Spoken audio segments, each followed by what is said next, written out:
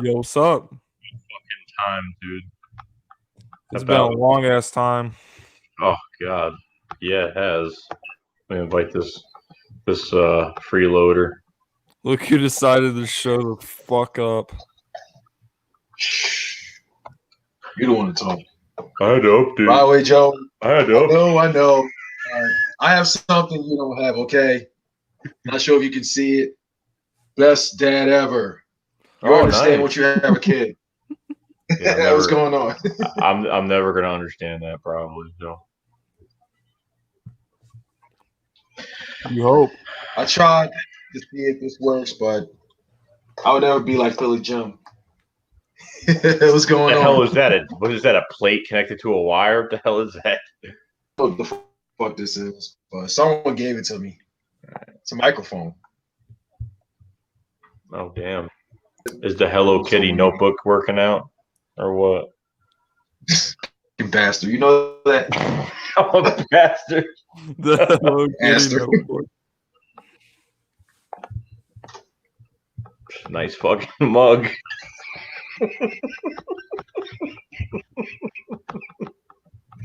I gotta get you an Eagles mug. Talking all the time will make me fall asleep. oh, let's do this stream as fast as possible.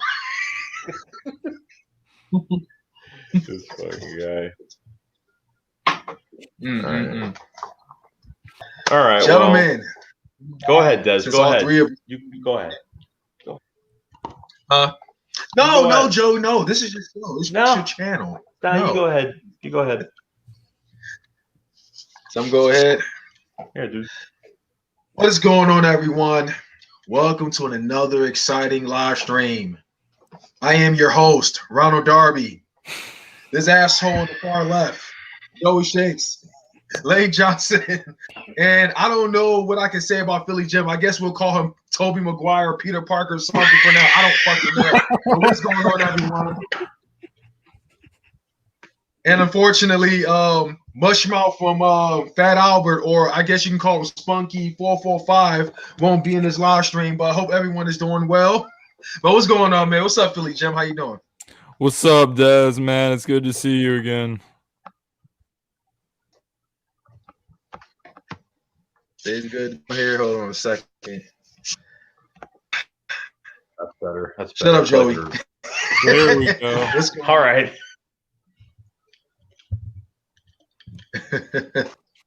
All right, hold on a second. I might be lagging from my end. You are, but Am I you lagging sound. or am I good? I mean, nah. Your voice is good. Your picture's just Yeah. Pictures It's lagging. just it's a beta, so I can't get too mad about it. It's a beta. It's all right. You got that Judah tribe going on over there, so I don't want to. Oh God! Oh my! Please don't compare me to that clown. Oh my God! Oh, if I'm that low, that is horrible. That's fucked up. No, well, it's not Minecraft, so it's not too bad. Not too bad at all. Yeah, thank God it's not Minecraft. Yeah. Anyway, gentlemen, I know it's been a while, but we here to talk some football. What are we gonna say? So up One to more you week guys. away until the season starts? Yeah. Yeah. Quick, man. Real quick. Gentlemen, bro, like last time we all live streamed together, it was what? Just the beginning of the off season? When was it? It was like the draft. Would you happen to? Either way, that was still a long time ago. All I gotta say is, y'all guys have a beer, a cup, or anything mix up because we're on the road, y'all. We're on to take the division back. Hey, No, that's that was my dip I got bottle, a my beer. spit bottle. I have like a million spit bottles around me, so I got some juice right here in a Joe, plastic bottle. I know what you're. You won't drink it. You. I dare you to drink it. Oh my God. Oh my God. Oh my God. I'm happy I didn't pick that. Oh my God, dude. Jesus. It tastes like cherry. No, this is my drink. But gentlemen, for real, Oh, you fucking for punked real, us. man. I'm just excited. Season is finally around the corner. But first things first, we got to get past this. We're all live streaming to talk about that right now. So, Philly Jim, I'm gonna let you start first because we haven't live streaming in a long time. So I wanted this upcoming preseason. At least, what do you expect? You mean in the last game? Yeah. This is pretty much just guys hoping they can find a spot on the team. Don't expect a whole lot. No starters are going to play. Nobody significant is going to play. I don't know. Wendell Smallwood always finds a way to show out in the last preseason game, so maybe he finds a spot on the team. Other than that, nothing serious looking on to week one, really. Yeah. Joey? Yeah, no, this is just one of those games where it's just, I know the Eagles brought in a few guys. They didn't really bother making videos on the few guys that they brought in. They brought in a tackle from, Buccaneers, and they got rid of Trey Sullivan, brought another safety, undrafted safety in 2000, that was undrafted 2017. That was formerly with the Patriots. They're just adding some guys right now just to make some last pushes for some roster spots. But maybe you're looking at guys like Deshaun Hall. Maybe the defensive end position is probably most important right now. But just a game that's really not going to matter too much. Maybe for a few positions, maybe for one position at the most. But I'm not really. I'm going to be at MetLife tomorrow just to go. I'm actually going to this tomorrow after work, so just to go. But it's really nothing to see, nothing to really watch. But football's on, so it is what it is. But as of right now, it's just it's a nobody bowl pretty much that no one's really going to care about too much. Yeah, it is going to be hard to watch. It's gonna be really hard to watch. Just fourth stringers, fifth stringers, stringers, shoddy playing. I couldn't, man. Last year we played them in the fourth preseason game. It was hard to watch, man.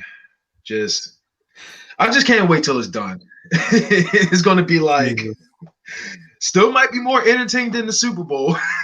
I don't know. But honestly, yeah. Yeah, it was that boring, right? But yeah, y'all. It's like you said, Philly Jump. It's just guys just fighting for their last chance as far as securing a roster spot. We had a lot of talent of Bengals, but probably we're going to see some guys go that we may have wanted to stay. But the most exciting, in my opinion, so I think he's guaranteed there. But of course, we're going to see Clayton Thorson, Plosh McCown. Of course, he's still going to be playing. If you ask me, I think he's guaranteed number 2. That's if he's going to stay the entire season. If that does happen, Nate Sutton. Clay Thorson is either. I don't think he's going to stay. He's probably going to be in a practice squad because I can't remember when was the last time we ever had four quarterbacks. I mean, we've been like what? What year was it when Michael Vick came back? We had him, Jeff Garcia, Donovan McNabb, and who else?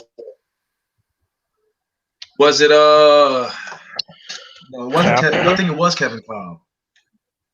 Might have been, yeah. Was it Kafka? Yeah, like 4 quarterbacks all playing in one season. But I think it was the same year that we also cut Jeff Garcia by trade deadline. I don't know, but I don't think we're going to have 4 quarterbacks in one season. So Clayton Thorson at the squad. So, but yeah, it's just it's going to be a very slow game. I'm super excited for week 1 going against the but I know we're talking about preseason. It's going to be hard to talk about, but let's just move on.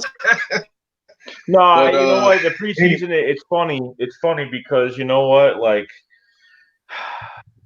at the end of this whole preseason, like, I really don't blame us for not playing anybody, really. I mean, some guys here and there, but I really don't. There's some teams like the Rams, even the Rams last year didn't play anybody in preseason. This year, they didn't play one starter in preseason. I know it's all about the chemistry and all that, but we got to understand something, guys, that Doug Pearson has been running these practices pretty damn hard. And these guys are getting like 50 to 70 reps of practice, especially with the joint practices with the Ravens. And Doug's not doing these pity-patty practices. He runs these practices like games. That's what no one really understands. And I know a game is a game, but a scrimmage is a scrimmage, whatever you like to call it. But I know Carson got suited up and, even for that, dress rehearsal, and everybody was like, oh my God, he's dressed up. Everyone's flipping out. This person's dressed up. This person's dressed up. And I was getting messages left and right from everybody, going back and forth to everybody. And I was at the game. So I didn't expect much, but I think it made no sense. At one point, I thought it made no sense for the Stars to be in for that dress rehearsal game, but to have Kessler back there was just like a waste of time. I don't know why they had him back there at all. Like, he looked horrible. Like, just pocket awareness was horrible. I mean, he just looked bad. And even later in the game, like, even that, the backup quarterback, and, I mean, RG3 is out with the thumb injury, whatever the fuck he has, but Trace McSorley kind of tore us up a little bit, kind of ripped us apart a little bit in that game. I was kind of like, he's really dropping dimes on us. But I don't even know at this point right now. I'm just watching these other injuries happen around the league, just from like guys either staying in too long or just that one hit. Like, just a recap of even the Texans Cowboys game, and Texans lose a receiver. They lost Lamar Miller just by getting hit right in the knee with a helmet. I mean, that's how it happens, like that. And if Doug is running these practices like this now, or running the preseason like this, I don't see many people going to these preseason games, because if Doug is just going to sit everybody out, it's really not even worth going, or even not. I'm not saying to not watch it, but it's getting pretty crazy now. Like I don't even want 4 games in preseason. I want it reduced to at least 2 games. But I know if that happens, they'll probably add another 2 games to the season or whatnot. But it's been rough watching. But at the same time, I don't blame us for getting a little rowdy because the chemistry is not there, but you're seeing all this stuff at practice. I'd rather, honestly, at this point, I'd rather watch a whole stream of the whole entire practice every day than to watch these preseason games getting hit late. I mean, Nate Sudfeld, all he had to do, the guy fell down, was breaking his fall with his hands, broke his wrist. I mean, that's all it takes. So, I don't know. Just crazy. Billy, Jim, you want to go next if I say something? Yeah, I agree about the whole practices with Doug and all the points Joey just made. I think what Doug is looking for with his practices is he has the ability when he does these joint practices with the Ravens and having joint practices against another team, you're able to have – it's different than a preseason game because you have like a controlled environment. You can control all the situations. With a preseason game, like everything is just live. But with these joint practices, I honestly think if you took away some of the preseason games and you just practiced against the other team for a week, then you might actually see better results. I mean, both sides could get more out of it, I think. So, yeah, I've been really paying attention to Doug just talking to his press conference. He feels really good about the team right now. He feels good about he doesn't think there's going to be any chemistry problems or anything. People are a lot of fans are freaking out right now about. He's cool with it. I think he knows what he's doing. I think he knows how to run these practices. So I'm not really that worried. I'm not really that concerned about it right now. Well, hold on. The one thing that I do want to say is that even in the Jaguars preseason game, and Fletcher Cox wasn't even playing, and that pressure that we saw, that little taste that we got, we saw Malik Jackson and Brandon Graham. We saw that pass rush, and it looked beautiful. I mean, it just looked so good. You just saw it, man, and that's Fletcher Cox not even playing, and it just looks so good at the time. I mean, I can't wait until this whole thing develops. I can't wait, and everyone's talking about our corners and who's going to be playing, and I think we pretty much have a good idea what's going to be going on. I mean, if Jim Schwartz is putting up a smoke screen, like that last press conference he had was total smoke screen. The Redskins don't want any information. Who's going to be on the field? Who are they studying? But this defensive line is going to be something really special and better than 2017, probably the best in the league. So that's all I got to say about that. Just watching a little taste of the pass rush, going into that game was pretty good. So. Yeah, I'm just going to say one more thing about the defensive line since you just reminded me. There was a play against the Ravens where they tried to run the jet sweep at us, and Brandon Graham just threw whoever that was to the ground, and I was like, all right, I'm ready for this. I think that was Hollywood Brown. Yeah, Brandon Graham just got in there fast, and he just put him in the turf and told him to stay there. Yeah. Speaking of that game, a lot of Eagles fans were upset because the Lightning halted our comeback. Bro, I was not upset that they canceled the game. I left. It was 26-0. I left. I said, you know what? Let's just go. Let's just fucking go home. I said, let's just go. I said I would have not got home till 3 in the morning, 2:30, probably 3 in the morning. I got home at 12. I was happy. I was listening to it on the radio on the way back home, and JJ Arcega-Whiteside. 108 yards, touchdown. Looked really good. Looked really good out there. Not even just he's so lengthy, and the way he would just catch. I mean, some McCown did really bad in the first half. We all can agree. And then the second half, he got a rhythm and the guy's only been practicing with the team for 3 days. I mean, we were going to expect a little bit of a sloppy start, but that second half, man, he came back. He was in a rhythm, and some of his passes were, they weren't fantastic. Like our Ortega-Whiteside totally like you would catch the ball and just turn direction. I mean, just looking so damn good. Just looking so good out there. Someone just said we should trade Alshon Jeffrey for Ryan Tannehill.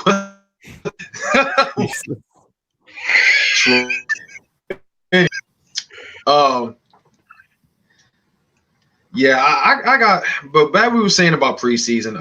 I did love what I love what I saw. By the way, going against the Ravens, I loved it. JJ Arcega-Whiteside side that we we saw what we finally wanted to see, and he was fired up all game. And it was from two people that really showed up. Josh McCown, the backup quarterback situation was a huge concern until Josh McCown came up. And I'm sure I'm not going to say all of us, but a lot of us was actually, was wanted to actually sign him, and we was all like, if only he wasn't retired. But look at that, he's here. But I was not expecting him to really ball out like that, and I'm happy that we stopped. The Lightning, halted the game because God forbid something happened. And like you were saying about preseason, I also agree too. The preseason should cut it a little short because we are seeing too many players getting hurt. I mean, if you ask me, I kind of think it should be a little more of like the NBA, like a summer league where you see just nothing but rookies and and people undrafted just coming in and playing, trying to play for the spot. I think it should be more of that because these stars that's here now, they really have nothing to prove. Carson Wentz, we know what he's all about. Fletcher Cox, we know what he's all about. Malcolm Jenkins, Rodney McLeod, Alshon Jeffrey, we know what they all can do. So I mean. And it's like I heard some people mention that seeing how they play during the joint practice, right? I think that counts because in the end you're getting physical with other teams, and yeah, I think that should be taken serious as is. And it's like, and it's like you say, Joey, I trust Doug Peterson. I think he's a really smart dude, and especially for not playing Carson Wentz. And I mean, I'm not sure if y'all heard, but have y'all heard that Cam Newton has been he was injured that last game? Yeah. Whoever they went against? Yeah. He hurt his foot. Yeah. They never said how long he was out for? I think he's gonna be back by week 1. Okay. Well, it could have been a lot worse. So right. It could have been a lot worse, but it's like I'm not necessarily concerned about Carson Wentz's injury. I'm more concerned about the offensive line, and we didn't really have all our starters there. It was just guys, in mixed positions, not really experienced at it. So that's pretty much it. But I just can't wait to get the last game out the way, and hopefully nobody else gets hurt. We're losing players left. I mean, well, I'm not going to say we, but players in the NFL, they're getting hurt left and right because of the preseason. And when I realize about preseason, you might laugh at me. Some guys in the comments may judge what I'm about to say. But I'm starting to think that preseason, the players, is those that's trying to fit the 53-man roster, it seems as though that it seems more intense than a regular season game and even a playoff game because you got all these new players giving it all they got for a roster spot. Meanwhile, when you go in the regular season, of course, guys are playing for the win and all, but they already on the team, so they feel like they have nothing to lose. But I feel like people in preseason, it's more serious. And by doing that, they got to give all the pressure they got, even if it means hurting a quarterback or whatnot. But it's like I said before, I just hope everybody will be okay by then. I'm getting all those even to take notes from even like the joint practice with the Ravens, like even like Earl Thomas like gave Carson Wentz a lot of props saying that he's elite. And apparently, they saw a lot more than we did. We didn't watch the whole practice. We saw some highlights of Carson Wentz throwing really good balls to these receivers, one of the corners, I think his name was Humphreys. I forgot his name, but one of the corners actually said that, he said this is a great offense to go against because you can't double team everybody in this, in this offense. There's too many weapons, and it's good practice for them. So we've got a lot of props. So once like game day came, it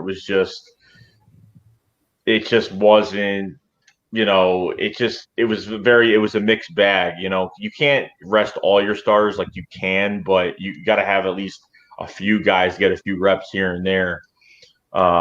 So I think Carson got enough reps in this whole entire off season, and I think it's going to be enough. And I think people are overlooking it, and just because he's not on a NFL field on TV at preseason and making a big deal out of it. I think he'll be fine. Zach Ertz even said at the last press conference, Zach Ertz was talking about how, he doesn't believe that this team is going to go to a slow start, that they're going to come out on fire like opening day and do their thing. And I believe that 100% because you know what, if Doug wants to run this whole thing differently, I'm fine with it as long as, there's no unnecessary injuries or, I'm not saying they have to hit pads every day, but, Doug said they were, quote unquote, banging bodies for 3 weeks. We'll see, I'm excited for that. I think they're ready. I think this is, and if Carson has like a first bad series or, I just don't see it happening, but if it happens, you know how the Eagles fan base is. They're gonna flip the hell out, like we're expected to do something like the first series. But hey, it is what it is. I mean, let the guys, do a few play, have a series or two, and get everything going because we're gonna come out swinging come game day. I mean, I'll just say one thing about what people are saying right now. I think people are stuck in last season. Last season, our offense was really, really, really, really stagnant, especially in first quarters. We just could not it was very rare for us to have an opening drive just go for a touchdown. But it was a weird situation because Wentz was coming back from his torn ACL. So most of the offseason, he's doing his physical therapy and he's doing his rehab and he's doing all that. He's not really spending time with the team. This year, it's different. He's been with the team. He was working in OTAs. He's working in training camp. He didn't get cleared for contact until after that. So it's different. So chemistry is not going to be an issue with Wentz and the receivers. And one of the biggest headlines during the offseason was how much of a chemistry Carson Wentz has with Deshaun Jackson. It's just every day you're hearing stuff about how he's throwing touchdowns to Deshaun Jackson. He's working with him after practice. So I'm not concerned about chemistry is an issue or like stuff like that. I think people are just kind of a little bit overreacting from him not playing at all during the preseason. And that's just pretty much it. I'm not worried about chemistry at all. I'm not worried about that. I mean, we already seen what this team is all about when it comes to it. I mean, if anything, people only talking about Carson Wentz and mainly because what happened when Nick Foles came back and that whole shrine was built and that nonsense. But it was already clear that there is no issue with Carson Wentz and the rest of the team. Media took it out of proportion. The other fans were hating and doing all of that. But I'm not worried about that. I feel like we're going to be fine. I mean, it was already mentioned a long time ago that this is Carson Wentz's team, and it's always been like that. I understand, Nick Foles was the man to win the Super Bowl, but I think Carson Wentz can still make it. I think he has great leadership. I mean, even if he did, he even admit, despite that situation with whatever that I can't remember that guy name was, but he blocked so many people. Joseph Santoliquito. What was his name? Joseph Santoliquito. Oh, well, Queef. Anyway, yeah, Carson Wentz proved that he is a true leader. If any player, excuse me, if any player went through how do you say? Not. I don't think everyone would be able to handle it like Carson Wentz did. You know, the Yeah, guy I was know what talking you're about how trying to Carson say. Wentz is self, huh? I said I know what you're trying to say because when all that stuff came out about Wentz could have been like, "Oh no, fuck that, I didn't say that," blah blah blah. But instead, he was like, "Yeah, I need to be better. I need to do this and that." So that really says a lot Yeah, about maturity as a player. exactly. That maturity, true leadership, and everything. Not everybody would, would have handled it the right way Wentz did. Some players would take it on to go back and forth with him. A lot of that would happen. So that's enough said right there about Carson Wentz. So I'm not worried about chemistry. I feel like, we'll be fine when it comes to that. I'm okay with Wentz not playing in preseason. Just as long as he's running his drills, being part of the joint practices, that's all that matters. It's better than sitting behind the TV playing Friday the 13th for Fortnite or Madden or doing all. At least he's on field. He's practicing with his wide receivers and everybody. That's at least what we want. I feel like he'll be fine. So as long as he's doing his drills, that's all that matters. So Absolutely. anyway, for sure. So, But go ahead, bro. no, I'm listening. My bad. Go ahead. No, I just want the season to start, dude. Like, I'm just sick and tired of hearing everybody saying that Wentz ain't going to do shit and Wentz is this, he's injury prone. And you want to look at injury prone, you just saw Andrew Luck retire, and you want to see the nature of someone being injury prone. You can look at that and kind of look at that and really look at ourselves and be like, is it really that bad right now? Because it's really not. Okay. And everyone's thinking that he re-injured himself, which he really didn't. It was a lingering injury that he shouldn't have played last year, and it shouldn't have happened. And then the stress fracture in his back and all that stuff just made it worse with the brace on, which made him couldn't move in the pocket, couldn't do a damn thing last year. So I just want the season to start. I just want him to get his snap. I just want the first game to start and get this shit rolling because I'm just tired of this shit. I'm just tired of the media not praising. I honestly we're used to that shit by now, but I don't even care about the media too much. But it's everything and everybody. Like even the Cowboy fans and everything always got shit to say, and it's never going to end regardless. But people should be worrying about their own fucking issues with their own teams, regardless of what's going on. And we know what issues are going on in fucking Dallas, Texas right now. So they shouldn't really say a goddamn word. Yeah, but let the season start. Let the season start, bro, because we're ready. We're ready. I only got one thing to say about the whole Wentz and the whole injury prone label. Let me explain about Carson Wentz. Carson Wentz is not exactly. I just find it funny that people think Carson Wentz is frail. Carson Wentz's problem is not that he's frail. His problem is he takes stupid hits, and sometimes he just needs to understand that a play is over. It's okay to throw the ball out of bounds sometimes. He tries to make every play like the play, and he doesn't have to do that. And that's why he has found himself in these situations where he's been hurt. So the people that always say that shit about Wentz, they really don't know anything about football. So I just take it with a grain of salt. Yeah, I agree right there. That I totally agree what you said about Wentz hits and everything. It's like in a way I like that he's trying to like move down the field and everything, but kind of goes a little too far, trying to extend the play. I mean, if he can't find tries to run the ball, even if he's there's too many players.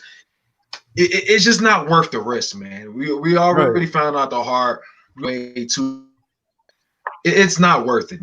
Just take the L, throw the ball away, do whatever. You don't even have to run anymore. We got a running back that's going to do the job. So, there's something else that I wanted to bring up. Andrew Luck. Andrew Luck. What I was going to say about Andrew Luck. I'm not mad at Andrew Luck. I mean, people that's never played a sport before, they don't understand, what goes on, with his injury and everything. The reason why Andrew Luck was in that situation is because, well, first of all, I blame the Colts organization. About time they even built the weapon, the line, and everything for him, it was already too late. This should have been done years ago. We already seen what Andrew Luck can do. We already seen how good he is and everything. Offensive line built. They should have been built that defense. That's the main thing the Colts have always struggled for as long as I live. They never really. Their best wide receiver, who was it? T.Y. Hilton? Is that what it was? Yeah. Who did they have before that? Marvin Harrison? That was years ago. Yeah. They should have been building that ever since the last time they won the Super Bowl. Andrew Luck kept getting hurt, it was just getting worse. And it's like, and I'm not sure if you guys heard, but how the Colts organization or their staff or whatever took it, they low-key threw shade at him. They threw him under the bus. It was saying, he's got to come back. It's on him, It wasn't not just his body that was like, that was always injured, but it was up here that was hurting the most. He just didn't feel mentally ready anymore. So I mean, I don't blame Andrew Luck for retiring because it could have been 10 times worse. It could have been 10 times worse. But Andrew Luck is what you consider injury prone. And Philly Jim, I 100% agree with you when you explain what injury prone is. May I also add, when you're injured based off of certain things, let's say ACL or concussion or shoulder, whatever, collarbone, if you keep re-injuring that certain area, that's what you call injury prone. What's his name? Andrew Luck is one of them. The perfect example of a quarterback that's injury prone is Marcus Mariota. Carson Wentz isn't there. Jimmy as injury G. prone as Marcus Mariota. Jimmy, he had a torn ACL last year. Has he been injured prior to that? He's always been injured, even when he was in New England Patriots. The year Tom Brady was suspended, he was starting. He started and he got hurt in the second game, and then Jacoby Brissett came in for the Pats. I think he came back and played for the 49ers after he was traded. Then last season, torn ACL, but he started like 10 games in his career total. So It's pretty bad. Yeah, and with 2 more years on his contract, and still gets a big payday, which makes no sense. With 2 years left on his contract, no sense at all. He got paid based off of like 6 games. Yeah, that was it. Which when a quarterback first comes in, that's brand new to a team, you don't really have a blueprint of how they're going to run, be with an offense. So no teams had no idea. So he was making good plays, but it's only a matter of time. But just got hurt way too early. But at this, it's. I think the 49ers were just real desperate to just have a quarterback because it's been a mess over there trying to find a quarterback. Yeah, so they back. They should have took him back, but yeah, they're what you call injury prone. And someone mentioned Tony Romo. He's definitely injury prone. I mean, he always had a bad back, his collarbone and everything. But come on, Carson Wentz. I mean, call him injury prone just because of his torn ACL. Like, we can name several quarterbacks that's also had torn ACLs, and they didn't really lose their touch. I mean, Carson Wentz only had a torn ACL and a back spasm. I mean, I do feel like I felt like he was brought back too soon.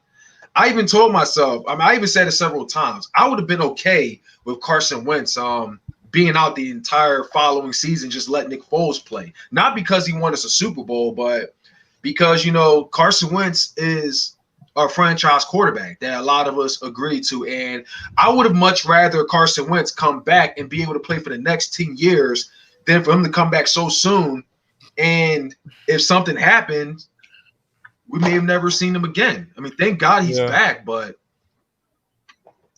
yeah, I mean, Carson Wentz is not injury prone, but it could be if an offensive line do not, do a good job in protecting. Because I've also noticed, and I've said this several times, that it's crazy, the early in the season when Carson Wentz was there, the line didn't really protect him all like that, even when he was in the pocket. But when Nick Foles came in, that guy could eat a whole box of cereal in one freaking play. That's how good the offensive line was with him there. So hopefully they can put that same energy when Carson Wentz, starts.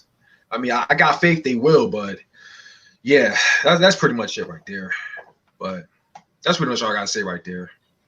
I just hope the line will be pretty good. I mean, Jason Peters, I mean, is he okay? Is he playing or something? Because I hear people on Twitter talking about him as if, is he okay? Any injuries or anything?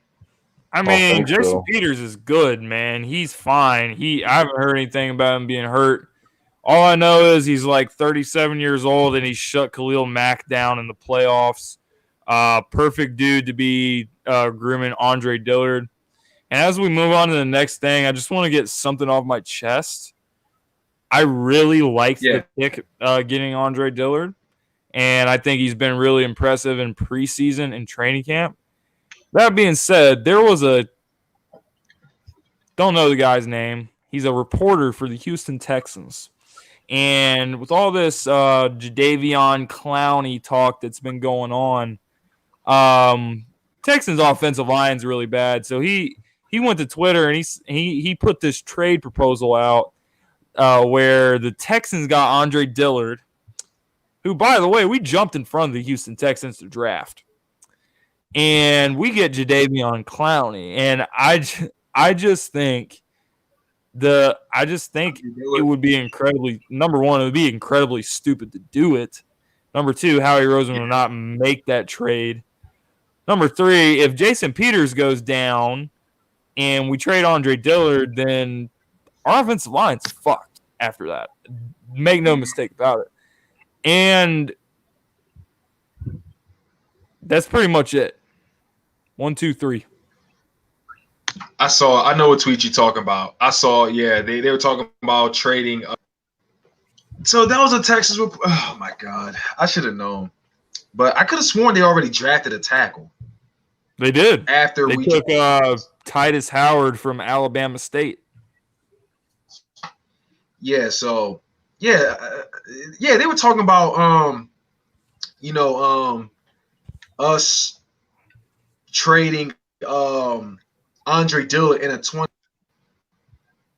What was it? A third round? Oh, was it a third round in Dillard? Was that what it was? And Josh Adams? I don't fucking know. No, it was just Andre Dillard, maybe a third, I don't know, for Jadeveon Clowney in a 2020 first round pick.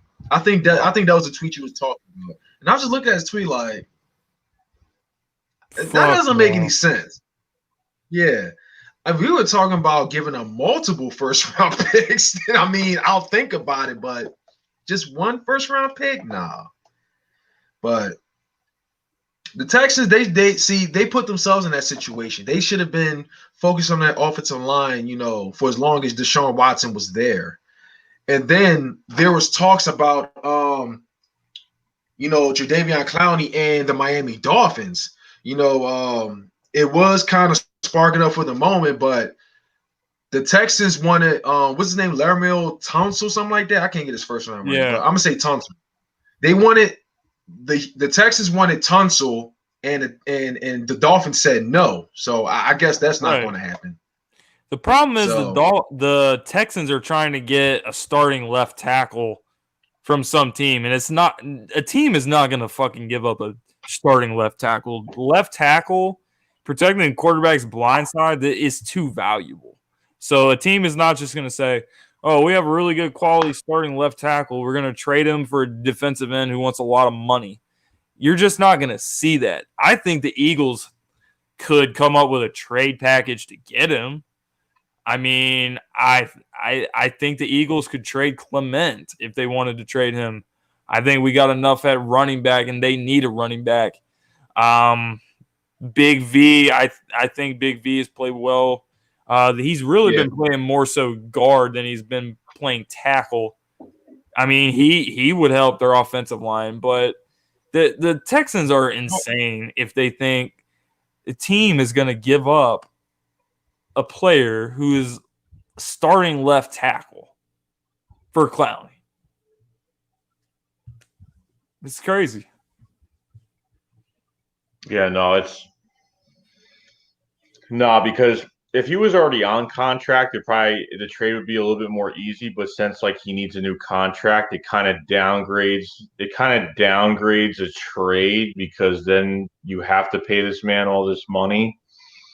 But Jadeveon Clowney is in the driver's seat right now because he hasn't signed his franchise tender at all yet, and he's making all the decisions pretty much. Like until he signs that tender, he could sit back and control what team he wants to go to. He went to the Dolphins and visited them. What the hell happened to him? Desert's gone. Yeah, I saw that. Shit. Yeah, what the hell is? I guess the laptop died on him. The Hello Kitty notebook. I didn't know a notebook can actually like hold a stream. Hold on. That fucking sucks. Let's see here.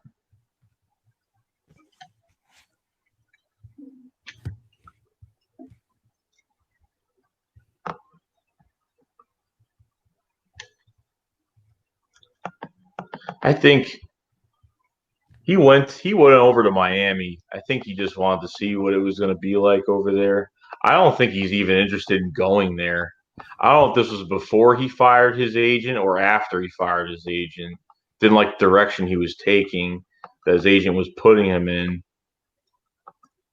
But has already discussed that he wants to go to the Seattle Seahawks or the Philadelphia Eagles. But at this point, I don't know what's going to happen. I'm not saying that we need him, but it wouldn't be bad to have him. But I don't know if the Eagles are ready to.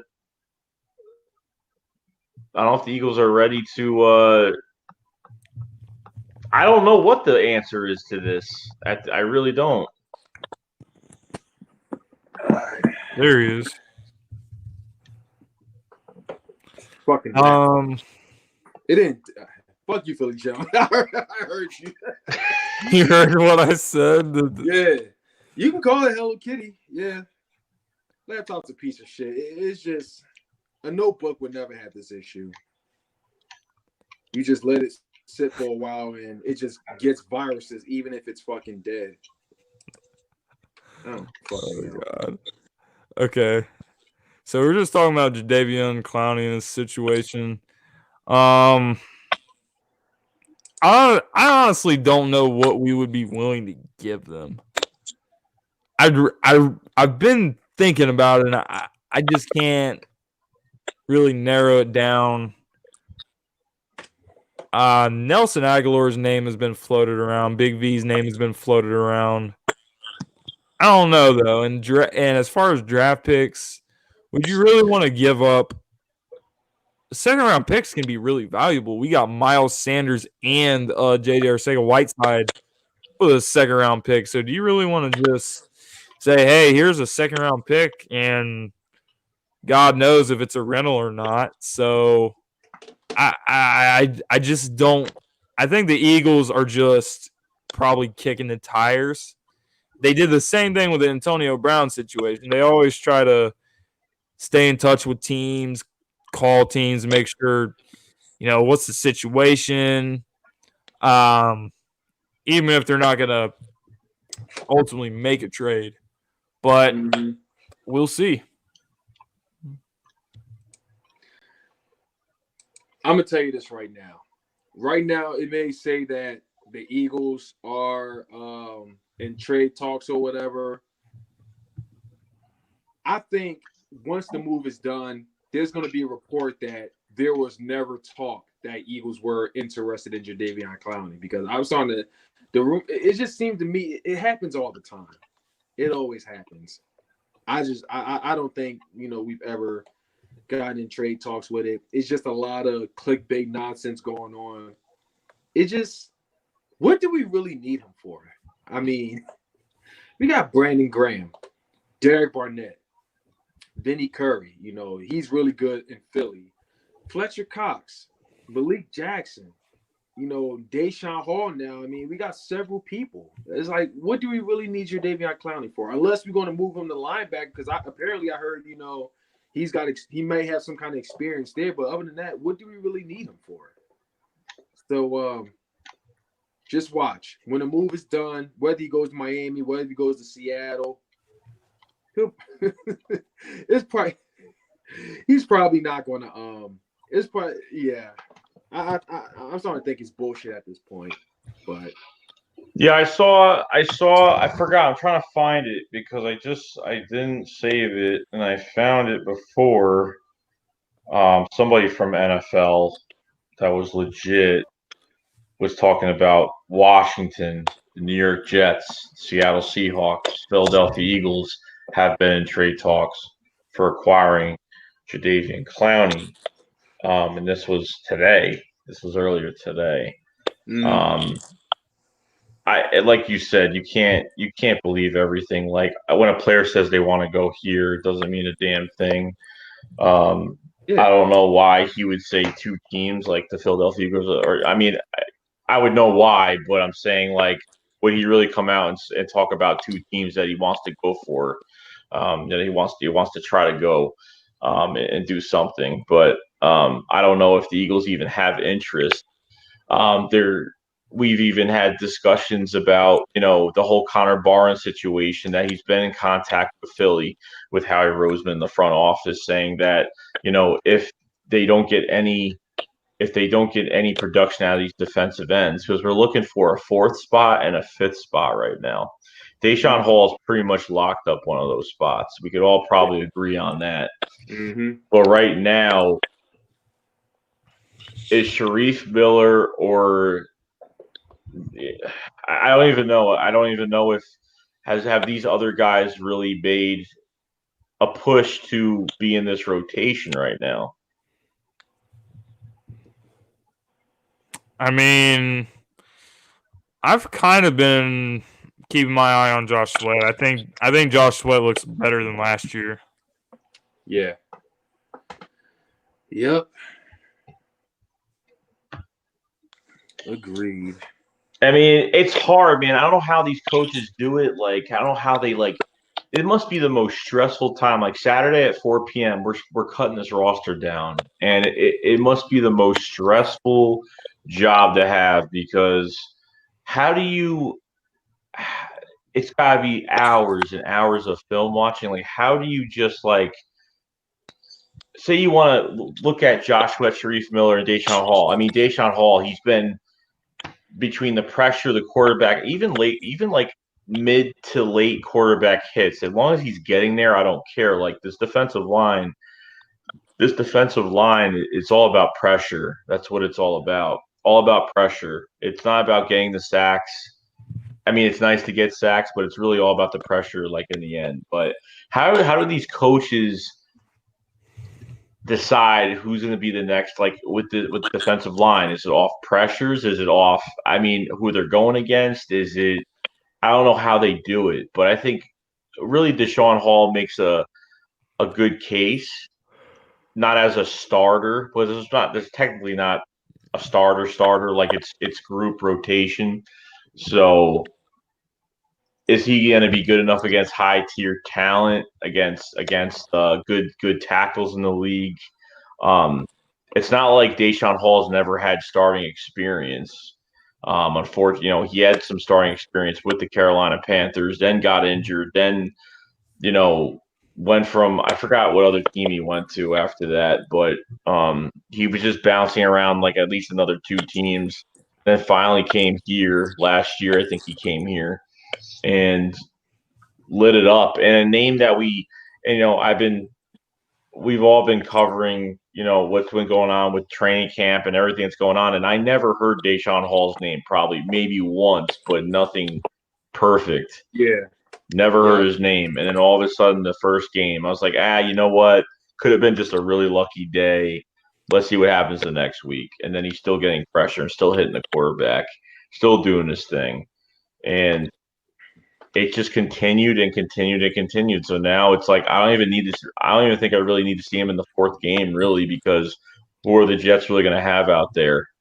It's just who are they really going to have out there? But as a rotational guy, this guy might work out. Josh Sweat, that first game, they played him like the whole entire game. Like the whole game. I was like, damn, they really want to see him do something. They really want to see what he's got. And you know what? For the two spots, and then with this whole Jadeveon Clowney stuff going on, I just don't know. And honestly, it's a luxury to have him, but do we need him? No. I think we're good enough without him. And people are like, Eagles fans, if we don't get Jadeveon Clowney, everyone's going to be pissed off about it. Like, you shouldn't be pissed off. Be glad that you have a defensive line that's pretty damn deep right now. You get pretty much got so many guys on cheap contracts like Jernigan, like Vinny Curry. Bruce Hector got released a week or two ago, and then you're pretty much down to Trayvon Hester, and you're getting Hassan Ridgeway is another guy too. Hassan Ridgeway is another guy where I think he's not really a good pass rusher. I think he's more he's like a Benny Logan type player, like pretty much good against the run.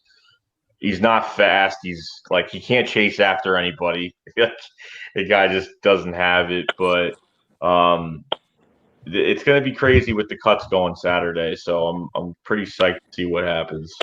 Yeah. I forgot all about Benny Logan. Yo, one guy, I want to cut you off real quick. My boy, I got a new favorite player on this team going into this season opener. Okay, LJ Fort. That guy is all over the field. He is a tackling machine. He is all over the field, and not even just that, but with Camus out right now, and might be back, soon. Mm-hmm. I think that's why Paul Warlow got released. Yeah, probably because someone already has the spot, and then apparently, and then Paul Warlow, I guess his knee was acting up like a week or two ago, and he still wasn't playing. And I think it was just time for him to go. The Paul Warlow experiment was over, and it's unfortunate because I really want him to play because he's a vet, and you know what, he's got a lot of starting experience in this league.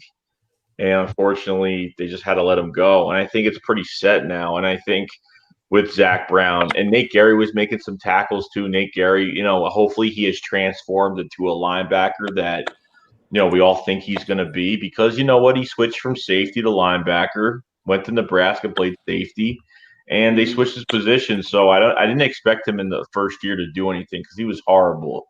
But the second year, pretty good, pretty impressive. Not nothing. He's not no shutdown linebacker. He's going to be all over, reading everything perfectly. But I think this year his transformation to like being a full grown linebacker, I think it's going to pay off this year. But I think at linebacker where we were worried in the offseason, I think we're more. I think seeing what LJ Fort can do, and LJ Fort, I've just been very impressed, very, very impressed. Guy hits hard.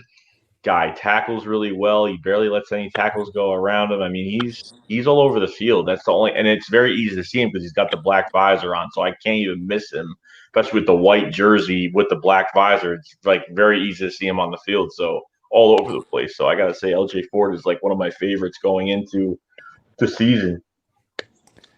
I mean, down the stretch for the Pittsburgh Steelers, LJ Fort pretty much became their best linebacker. He actually got a lot of playing time towards the end of the season with the Steelers.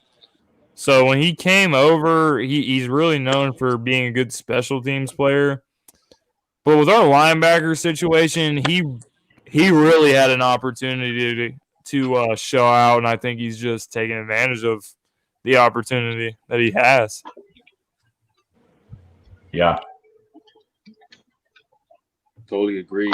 But one thing that kind of shocks me, even though he hasn't really played in a regular season, Zach Brown. There was so much talk about him. Huh? Beast. He tackles everything. He does. He does, but I mean, it's like now, what's he been doing though? You know, I know we got to give him some time. You know, he's just doing practice. You know, we got to see him where it all counts the most. But just hope he'll be 100% ready. He won't be as rusty, you know, by the season. But LJ Ford, he has been looking really, really good though. He's been looking really good. I mean, who all we got as linebackers? I heard we signed 2 other people. His name was Chris Worley, and the other guy was I always forget his name. I can't remember the other guy. But I'm just happy to see that Howie Roseman's focusing, you know, on the position though. He focuses on the position that he feels is getting real thin, and I'm happy to see that, you know, he's focusing on that. I mean, because the quarterback, backup wise, you know, that's set right there. You know, that's good. Corners, you know, we can fill on and off, you know. But then again, we're already loaded on corners. Dude, look. You know, we're so diverse. Huh? Look at friggin', you know, besides the fumble, like look at Josh Adams. He's had a really good preseason. Really friggin' good. Oh yeah, totally. I mean, I forgot, I don't know what quarterback was throwing the ball, but someone threw a pass to him, and he, like, you know how like big bulky running backs, like they'll catch and then they'll turn and then they'll run, but this guy caught the ball and swiftly turned, like quick, caught it while he was running and went upfield, and I didn't even know that was Josh Adams. I was like, damn, Josh Adams, like that's you know, that was who we wanted. That's the guy. I mean, now I'm still really uneasy about the Darren Sproles signing. I'm still like, okay, cool, we got him. I was happy, but I was like, and then I saw Boston Scott run with the football too and looked pretty damn good. He looked pretty damn good, but you know who else looked good and that really shocked me and even threw me off? Donnell Pumphrey. Oh, man. Do not say his name. I know. Look. I'm not a fan. I was, especially because we needed a running back, but I don't know. He was making people miss. He was making people miss. Oh, my God. I was like. What'd you say? He was making people miss. Like, he was like his little jump cuts, his little jukes. I was like, what? Where the hell did this come from? I'm like, that's what I'm saying. Yeah. That was like the most he's done for as long as he's been here. And you know what that one, you know, you know what that really reminded me of? I'm sure you could say it. I'm sure you know. Sean McCoy. LeSean McCoy. Man, I think it was against the Jags. The way he got that one dude, oh my God. Yeah, he's done though. He's off the team. He's off the team. Oh, totally. Punt returner, he's horrible. Like when he's in the backfield, he's better than he is punt returner. He can't punt return with shit. His vision is like the worst.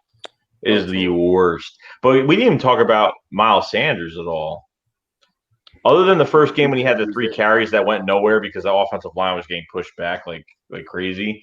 That's pretty much what it was. That's pretty much. He came into the next game and he was not, I mean, this is not even our starting offensive line, and that guy just runs and he's got moves. I want to see the full effect of this. Yeah, you know, I can't wait to see him play. I can't wait. But by doing this, we just gotta have all our lines, our main starters out there for sure. That's really going to protect, because right now, we can't expect too much right now, because it's like I say, we got backups in mixed lineman position. Guys Big V playing guard. Jordan Mailata, I think he's playing guard. Normally they're tackles. Stephen Wisniewski, I know he's got experience in being a center, but Oh God! Don't touch the football. Don't touch. But Stephen Wisniewski played center when he first came to. He played center for the Jaguars before he came here. Okay, I don't know why, but I don't know why he's playing that bad at center. But now maybe the Jack center was hurt. I don't know. Nate Herbig, the undrafted. I forgot what college he went to. Navy? No, it was somebody that was from the Navy or something that was waived. No, he's a the guy. No, you mean guy from Army? Oh no, the guy from Army you're talking about. Toth, you're talking about. I know Toth. Yeah, there was one guy we took in. He's a third string tackle right now. Uh-huh.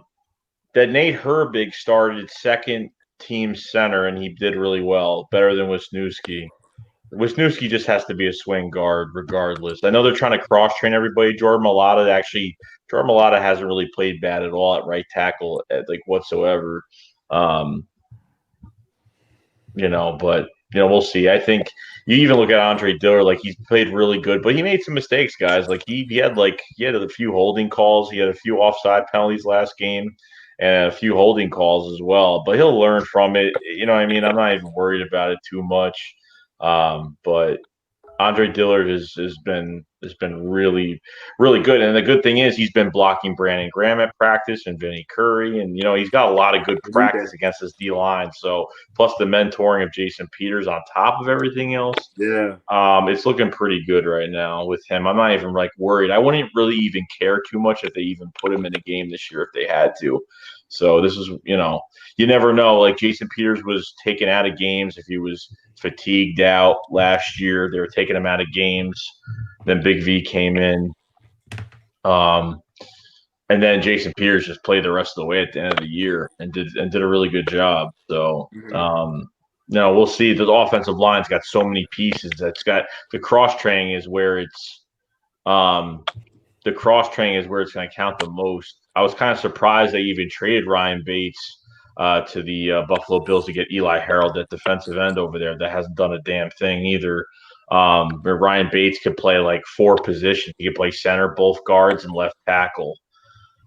How well he could do all positions, I'm not sure, but most likely he could play just left side, left tackle, left guard, which I was surprised we even traded him. But I don't know. We're gonna have to, I'm happy with the O line, but when you go back to these running backs like Miles Sanders running with the football, he looked good. It looked sloppy because the blocking was really sloppy, so the run play just looked all over the place. But with the starting offensive line, him in the backfield, I'm even gonna go to another guy. I forgot what game it was the Jag. It might have been the Jags game, and Jordan Howard's in the backfield.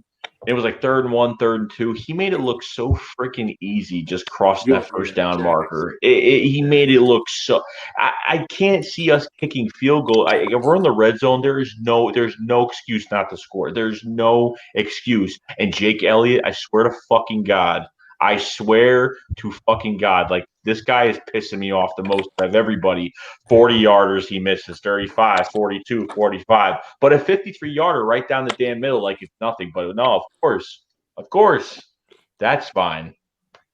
But yeah, bro, I know exactly what you're talking about. Jake Elliott, he will bang 57-yarders, but if you ask him to kick a 36-yard field goal, he's gonna shank that shit. You know what that says? I'm not sure if you can see if it's backwards or whatnot. Says DesertEagle90, you doubt me again. Now doubt me again? Never doubt me again. Oh. But he is kind of making me cringe a little, with the accuracy, I just don't understand. How can you make – I never even knew that was possible. You make 50 yarders like it's nothing, but you miss PATs. You miss 30 You yards. got one fucking job. One fucking job. Yo, Oh my God. You don't do anything. I mean, you don't have to lift weights. You don't got to leg press. All you got to do is kick the goddamn football. That's all you got to do. At least, like, hire someone that's going to train you. Hire him to kick a football? Yes. Hire train that's going to help you work on the accuracy. You know, take notes from, I don't know, Jason Elam or Adam Vinatieri, or take notes or something. Like Tucker from the Ravens. He's one of the most accurate kickers in the league. Justin Tucker. He's one of the most accurate kickers in the league. And my girl's like, I hope he misses. I'm like, he's not gonna fucking miss. He's like, I hope he misses. I'm like, no, he's not gonna fucking. He's not Cody fucking Parkey. I tell you, your girl cursed him with that doll and put all the pins on his foot. That's what happened. Bro. Dude, he's pissing me off. Like, I can't stand it. I'm like, I can't stand it. I can't. But it's like, yeah, I mean, my reaction. I mean, could you really blame me for what I said in the beginning of that video?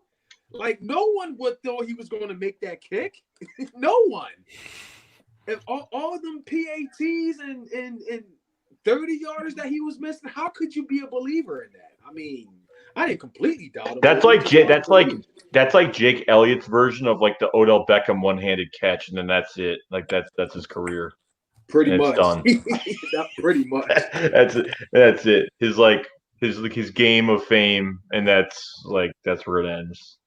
Ironically, man, it's so ironic because one of our greatest kickers, you know, David Akers, didn't even accomplish like what Jake Elliott did. Well, as far as kicking in the Super Bowl, you know. Oh yeah, that was clutch when he kicked that was clutch. That was clutch. Who else was clutch? He was clutch several times against the Giants, but yeah, he's the fucking Giants killer. For sure. For sure. He is the fucking Giants killer. I will give him that. For sure. Just this could be anyone. Just practice. Keep practicing. Work on the accuracy. I mean, eat healthy or something, man. Man, if he misses an extra point, Doug is just gonna say, you know what? It's not like someone's chasing you have to kick the football. Like, you're literally sitting there for 10, 15 seconds, and you're like, I'm ready. And again, and that's it. And you kick the damn ball. Oh no, it's the holder. Kevin Lovato just needs to hold the ball better. Yeah, maybe that's it. I'm telling you right now, the second he misses an extra point, Doug is gonna say fuck this shit, and he's gonna start going for two every time. I don't know. Or I tell you, or it's going to be Jason Peters on his ass every time he misses. You know what? Remember against the Giants? Oh yeah, he was like, "Don't miss this shit again." Yeah. Imagine Jason Peters walks up to you and he's like, "Don't fucking miss another field goal." I don't care if it's 60 yards. Yeah, he was like, he knew the cameras were on. He's like, all right, man, just get it next time the camera's off. He's like, you motherfucker. I don't know, but it couldn't have been as bad as a year or two when like Nick Folk on the Buccaneers when he missed like 5 field goals. Like he missed like 4 or 5 straight in that game. I forgot who was it against. He was like the Steelers or something. I forgot, and he got released the next day. Alex Henry what year was that? You guys remember him? I forgot. It was like 2 years. I think it was like 2 years ago. Nick Folk missed like 4 or 5 field goals. Alex Henry I think Alex Henry fucking sucked. I remember him. He sucked. Cody Parkey sucked. We had Caleb Sturgis. I like Caleb Sturgis though. I kind of liked him. He in the beginning he was a Pro Bowler kicker or whatever. He was a Pro Bowler kicker his first year at the Eagles. He was in the Pro Bowl, but Cody Parkey has been. I don't know Cody Parkey. Who the hell? It was like the Browns, the Dolphins, and then went to The Bears. The I don't Bears. even. Bro, do you know we had Cody Parkey, right? Yeah. Yeah, we had Cody Parker when Chip was here. Right. Yeah. Wait. Why? Why are we saying that? Oh, I thought you forgot because No, you were like, no, oh, he went no. to the Dolphins and he went to the Bears. Did Sturgis go to the Browns and the Dolphins, or I don't even know. He's with the Chargers. I He's thought with you the Chargers forgot. now. Yeah, he was with the Chargers. I think he was with the Chargers since we cut him. All right, so that was Parkey then. It was probably Parkey then. Parkey missed. When Parkey, well, he was either with the Dolphins or the Browns. It was one of them. But all he had to do was kick and make the field goal to win the game, and he missed. I think it was like a 30-something yarder. Did you see the mic'd up when like Malcolm's like, "Yo, Cody"? I would have tried anything possible to get in his head, like right at that moment. I couldn't.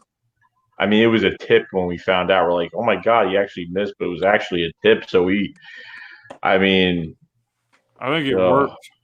We always had the best reactions, Joey. First, we had the best reactions with Jake Elliott, and then we had the reactions like when Cody Parkey missed.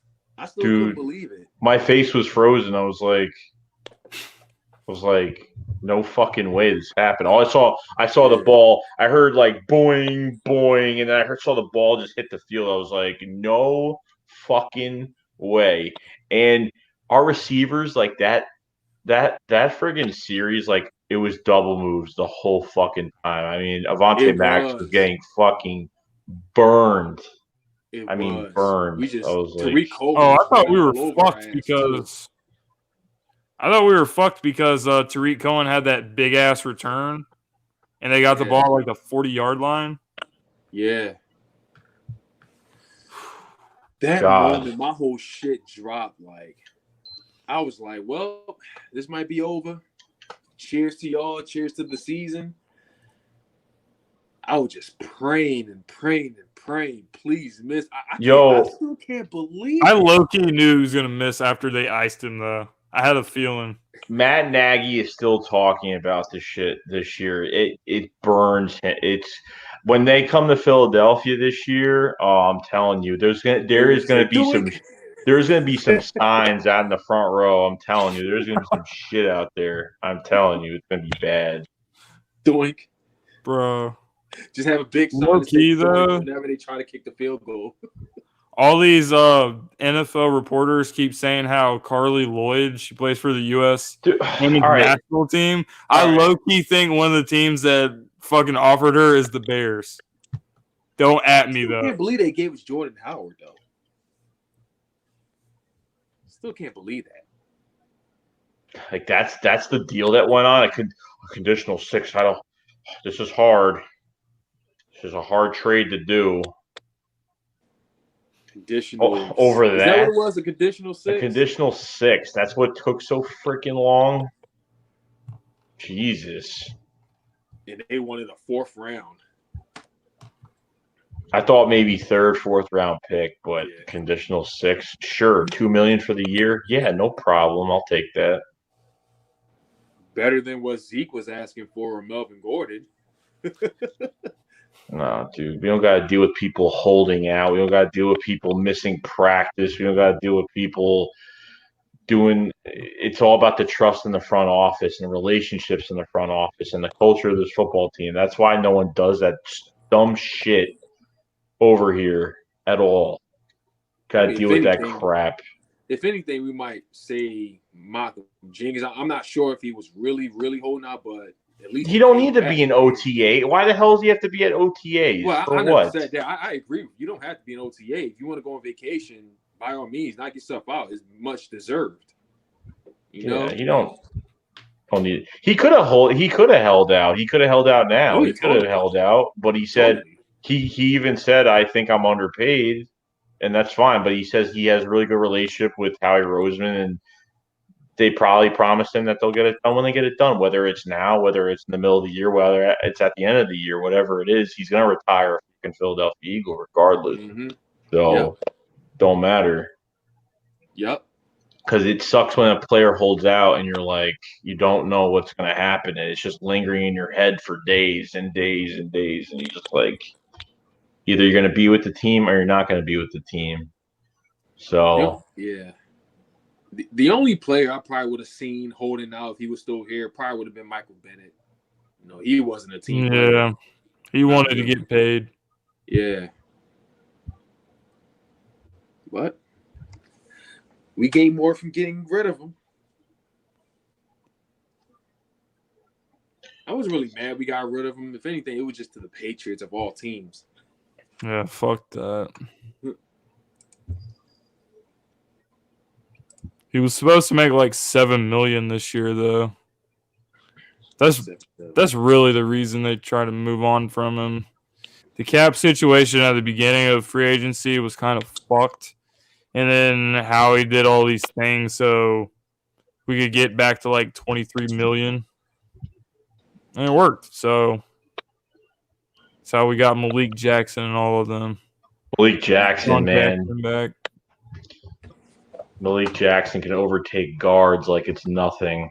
And it's so exciting. I swear it was even because it was between the Green Bay Packers free agency. It was between the Green Bay Packers and the Philadelphia Eagles. And why the hell is he going to go with the Green Bay Packers for what? He wants to play next to Fletcher Cox, and he's not coming in. He's not coming to the Eagles to be the hoorah type guy. He's not coming to the Philadelphia Eagles to be the guy.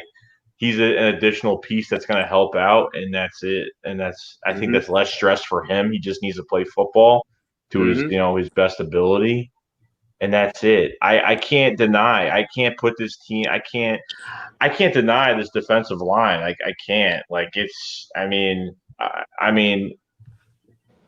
it's great. It's the best in the league. And if you pull this shit off. You pull this shit off, that all these rumors going around about this Jadeveon Clowney, forget it. It's done. Like that's what it is, man. Teams are going to be done. Like you are not going to stop this D line. Like they can't stop it now. If they get Jadeveon Clowney, it's over. It's over. They're borderline unfair, as Eagles people would call it. Jim Schwartz at practice he's been switching players around the defensive line. Some D tackles playing defensive ends. He's been switching guys around. I forgot what day it was because I made a video on it. And they're gonna have some. I'm telling you, Jim Schwartz is gonna look at these offensive lines and he's gonna be like, that's who we're gonna go. He's gonna find a weak spot. And he's going to exploit that weak spot, and it's going to happen. So that's what Jim Schwartz values is defensive linemen that you can move around the defensive line. You saw it in the Super Bowl. You line up Brandon Graham across from Shaq Mason on the strip sack. Brandon Graham's a defensive end. You line him up inside. He gets in there, runs right past him, gets to the ball, and that's pretty much the play that won us a title. So Jim Schwartz and the Eagles defense, they really, really, really, really value players that have versatility. You even see it with secondary too with Malcolm Jenkins. You can move him all over the place. Avonte Maddox, he played safety, he played slot corner, he played outside corner. Eagles defensively, they really value getting players that are versatile. Yeah, because that's where you're gonna. That's what last year was all about. Because you had like a lot of players on IR last year. And, you're starting out 4-6. Everything's not going well. We can't score in the first quarter, and our defense needs to pick it up. Our defense is on the field way too much, and that's how we're going to lose games. But now with this cross training and safety could play. Safeties could play corner could play safety could play nickel. It's just crazy to the point where there's not even technically a starter, especially in the secondary, because Jim Schwartz is going to match a lot of people. He's going to match depending on what the personnel on offense, who we're facing. And as of right now, you don't have Cravon LeBlanc. He's going to be out for a while, which sucks. And Jalen Mills, I'm fine with him not playing. I'm fine. I'm really fine.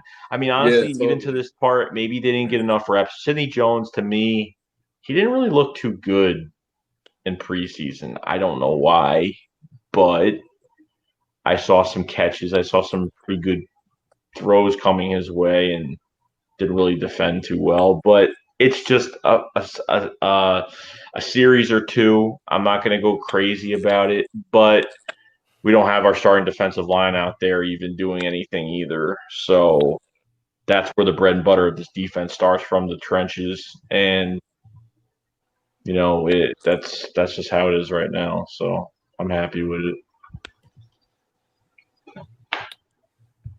Yeah, I mean, Jalen Mills, if Sidney Jones comes in and actually plays well, then Jalen Mills is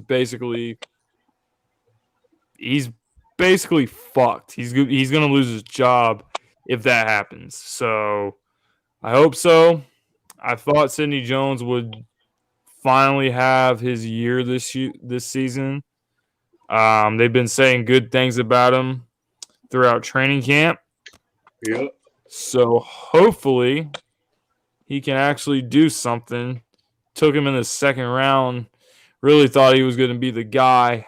But we'll see. We'll see. We'll just see.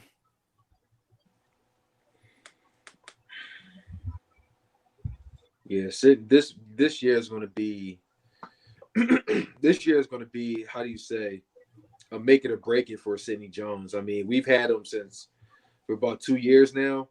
Mm-hmm. He has to do something, man. He just has to. Because it just looks like he's on the verge of being a bust, and I don't want to see it that way at all. I was pretty excited to see Sidney Jones come in. I was okay with the risk and everything, even though there was a chance we could have had Joe Mixon. But could have had Joe Mixon. There was a chance. We could have had Joe Mixon. But we decided to go with that risk of getting Sidney Jones. Torn his Achilles, and I was okay with that. But we need corners, and I was willing to wait for about a year or so. But it just seems like now it's not, the risk is not working in our favor. But I know we got the entire season, but so far when he has played, Sidney Jones is probably what you would also call injury prone, because he plays every other game. He's always, hurt, or got to leave like in the middle of the game or whatnot. It's just so bad, It's like, I know the guy is hurt and all, but it's as if our Street Cats was doing slightly better than him. And I don't know, y'all. I'm gonna give him this year, just see what happens. But I just hope, he can prove us all wrong. I'm willing to give him the entire season, but if he doesn't do good, we got to do something, because I can't go another year. I want all our guys to be healthy. We gave the shot. We used the second round pick, and we're not really, it's not working in our favor. So I just hope he proves us wrong, and I'll just leave it at that. Yeah.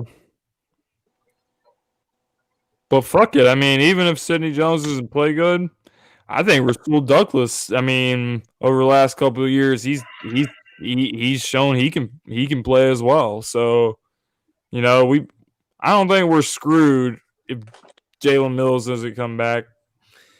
I think we got some guys in our secondary that can play. So we'll just have to watch what they do week 1 and beyond from that. Yeah, no, I mean, Sydney's just been, I'm like really upset, kind of like upset about it, because I thought he would have done a little bit more. I mean, if he didn't have the Achilles injury, would he have got injured? Or I don't know, because this would have been really bad if we drafted him at 14, because originally this was supposed to be their pick. Sidney Jones was supposed to be drafted by the Eagles with the 14th pick. Yeah. But, you know what I mean? But we got Derek Barnett. And some people were upset over that. Certain somebody, certain someone was kind of upset. Were you upset about that? Were you upset? I wasn't upset. My cat looked upset about it. I wasn't upset about it. I don't know what you're talking about. But I think it worked out. I think the drafting Barnett was perfect too because Vinny Curry got that big contract and then he wasn't doing a goddamn thing, and then we had to let him go, and we drafted Barnett, took that spot up, and someone else didn't like that at all. Thank God his ass was gone. Another person we gave up a first-round pick to get years ago. Which we won in that stadium. He was a bust of a first-round pick. It was I think it was first-round pick. Yeah. You don't remember?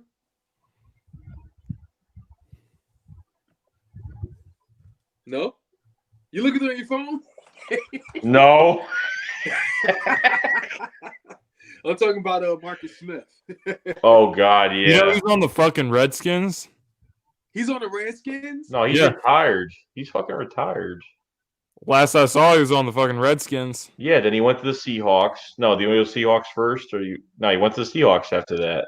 No, last I heard he's on the Redskins right now. Like a couple days ago, I saw PFF say Marcus Smith has looked, quote-unquote, elite in preseason. And I was like, wow, he's on the fucking Redskins now? Maybe it was another Marcus Smith. No. Maybe it is. I mean, that is a common everyday name, but if that is the Marcus Smith, you can't make that stuff up.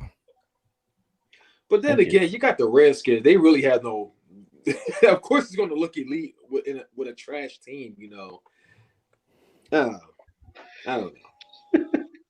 No, he legit plays for the Redskins. The Marcus Smith that was drafted in 2014 by the Philadelphia Eagles. Yeah. Oh, he does play for the Redskins. He's 27 years old. But he's still young. Jesus. I ain't got no worries.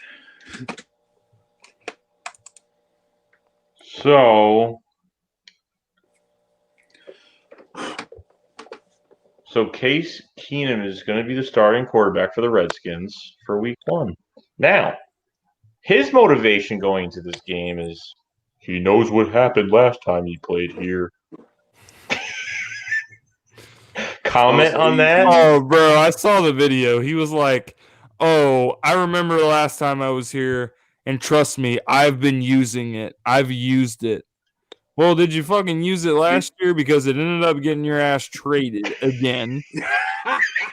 So even after you helped that team go 13-3. We're really scared right now. Yeah, we're really scared. Yeah. Losing a spot to a shaking in my boots. Losing that spot to a quarterback. How are you a quarterback who's won playoff games, who was part of a 13-3 team, then you lose it to a quarterback that's getting paid all that money, never won a playoff game at all? He's just a stat horror quarterback. That's all he is. But because the Vikings are a fucking stupid organization. They gave Kirk Cousins all that money. All that money. You would think it was bad until Jimmy G, came up. Yeah. It was. And Sam Bradford, but he got cut that fucking Sam Bradford is I don't know how the fuck he got away with some of the shit he pulled off, but he has made so much money for doing nothing. That's good for him, bro. That's great for him. We got a first round pick out of trading him. That's true. We did get a first. That was a heist.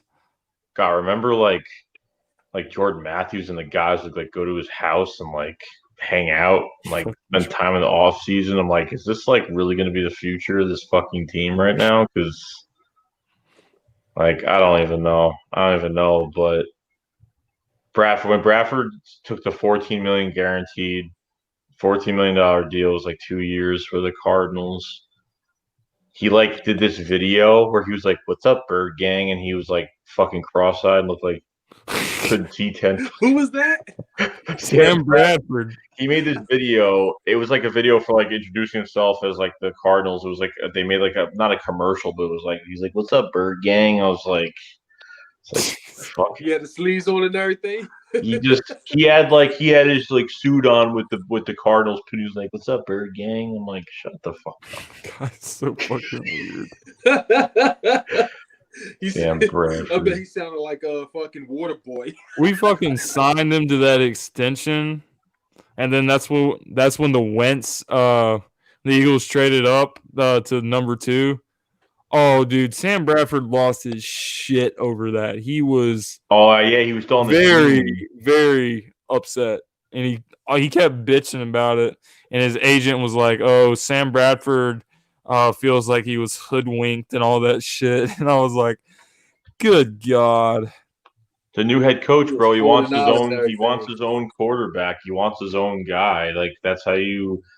Like like when you're a head coach coming to a team that's brand new, like you want your guy, and Sam Bradford wasn't that guy. Like even he's like, "Oh, I think Sam Bradford's a good quarterback" when he first got here, and then he's like, "Oh, DeMarco Murray could have stayed here, but he could talk to other teams if he wants." So you're letting him talk to other teams.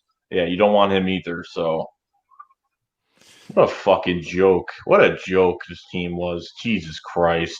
I got DeMarco Murray's jersey in my fucking closet. I haven't took this shit out in like 10 years. Hope he gets eaten by the fucking mouses that come to his basement. Jersey? Maybe it was Yeah. Oh man. I bought it and I never wore it. Oh shit. Just fucking burn the shit at this point. Jesus, Yeah, I can't even think Kiko about Alonso. Oh my god. I bought his jersey too, god damn it. Oh my god, dude. You bought it for it. Oh my god. the most annoying thing of all that shit was when all those trades happened. You had like the one crowd of Eagles fans that was like, "Oh, Chip Kelly knows what he's doing. He's a smart coach." Blah blah blah. Yeah, Billy Davis was giving him head in the fucking back office. Sorry for the brief. Hashtag and Chip we trust. Yeah, hashtag yes sir. And Chip we trust. Chip Kelly is we say Chip Kelly's the official chip of something like that. That commercial. Oh yeah. Did you guys see this? They had Fan Fest in Philly, and when they had Allen Iverson and Tobias Harris, and they had Deshaun Jackson there. I saw that. And when Deshaun Jackson got on the stage, the fans started chanting, "Fuck Chip Kelly."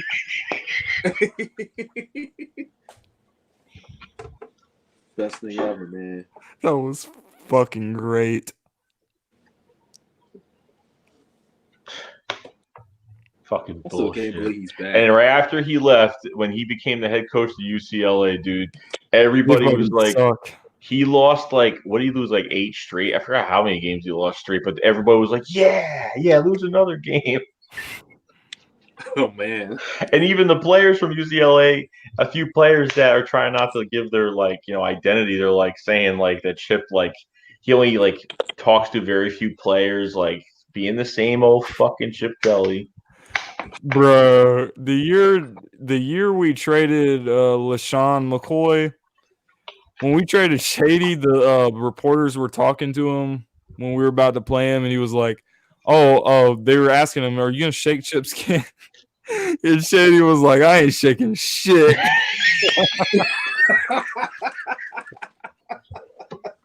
Bro, I thought that was so funny. I don't blame him though. He dude, when the guy comes to Philadelphia after getting traded and he kisses the logo on the fucking ground, He was heartbroken. he was like, that was a moment right there. And to this, I got a feeling, dude, next year, I got a huge feeling next year. I know we shouldn't be talking about next year, but if we don't keep Jordan Howard, we let some guys go. If Wendell Smallwood ends up leaving and you get rid of Jordan Howard, I got a feeling this guy's going to make his way back here for some weird reason to undo the wrong. On the contract?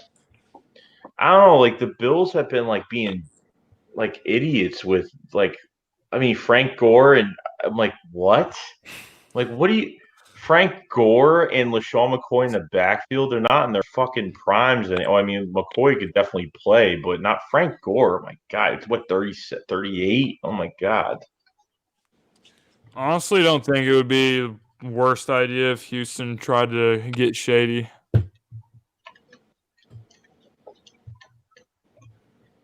At this point, you got Duke Johnson. Shady's a vet. Lamar was a vet. Bring him in. What's the worst that can happen? Yeah, Duke Johnson is not like an every down back. Like he's a plug. He's like a Swiss Army knife type player. You know. Yeah. He's not gonna like do anything.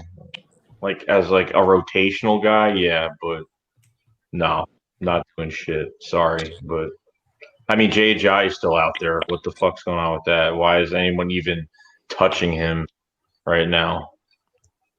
There was some preseason game on, and Al Michaels said that JJ was signing with the Yeah, the with Colts? the fucking Texans. Or the Texans. And then it turned out to not be true. So then we were like, okay. I'd be pissed off.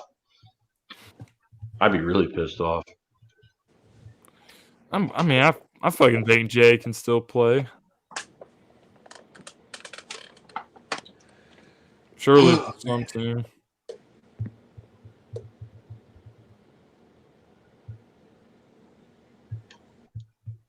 Well, Bleacher Report has an article out now that the Eagles are one of those teams that have been talking trade with the Texans. If it was a cheap deal, I could see it happening. But if we're talking about paying Jadeveon Clowney all that money, no, and giving up giving up one of our best wide receivers, Alshon Jeffrey or freaking Andre Dillard or whatever. No, I don't. Howie's sorry. No, you can keep him, or you could try to fleece somebody else because Howie's not stupid anyway. Far from it. I mean, I mentioned this on Twitter, but as far as the Dolphins not giving up Tunzel, Adam Gase would have done it. He would have definitely. If he was control of that roster, probably. Yeah. If he was still the head coach controlling everything, he would have. And why the hell would the Jets even call about Jadeveon Clowney? Honestly, like why? Just why? The fucking Jets, like Adam Gase. it's a new era. Yeah, but let's not forget they do have Joe Douglas, and he is defense. He is about that defense. Sure. He ain't doing shit over there, dude. He's not? Hell no.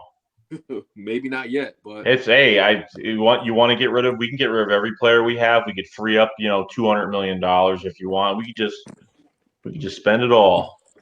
We could just do all that. I was always thinking if anything happened to our players, we got rid of them, they would go straight to the Jets. The Jets are in win now mode, bro. Like they got like Khalil out of Ryan Khalil out of friggin' retirement to go play for the Jets. Like they got all these high contracts now after the GM totally like McCagnon like signed all these guys in these big deals desperately, and then all of a sudden like got fired, and they got like they're hurt at corner now. They lost Avery Williams to torn ACL. They're starting one of their starting linebackers. Their starting tight end suspended 4 games for PED usage. I mean, I could just go on. I mean, it's cool because I live in New York, so the Jet fans are coming out now. Like everyone's coming out now. But on paper, yeah, looks good. But you know what? I don't know. I don't know even about the Jets, but for them to go after Jadeveon Clowney, like they're gonna be in cap hell. Only a matter of friggin' time. They sign all these superstars, it's just like, okay. They just want like a desperate change.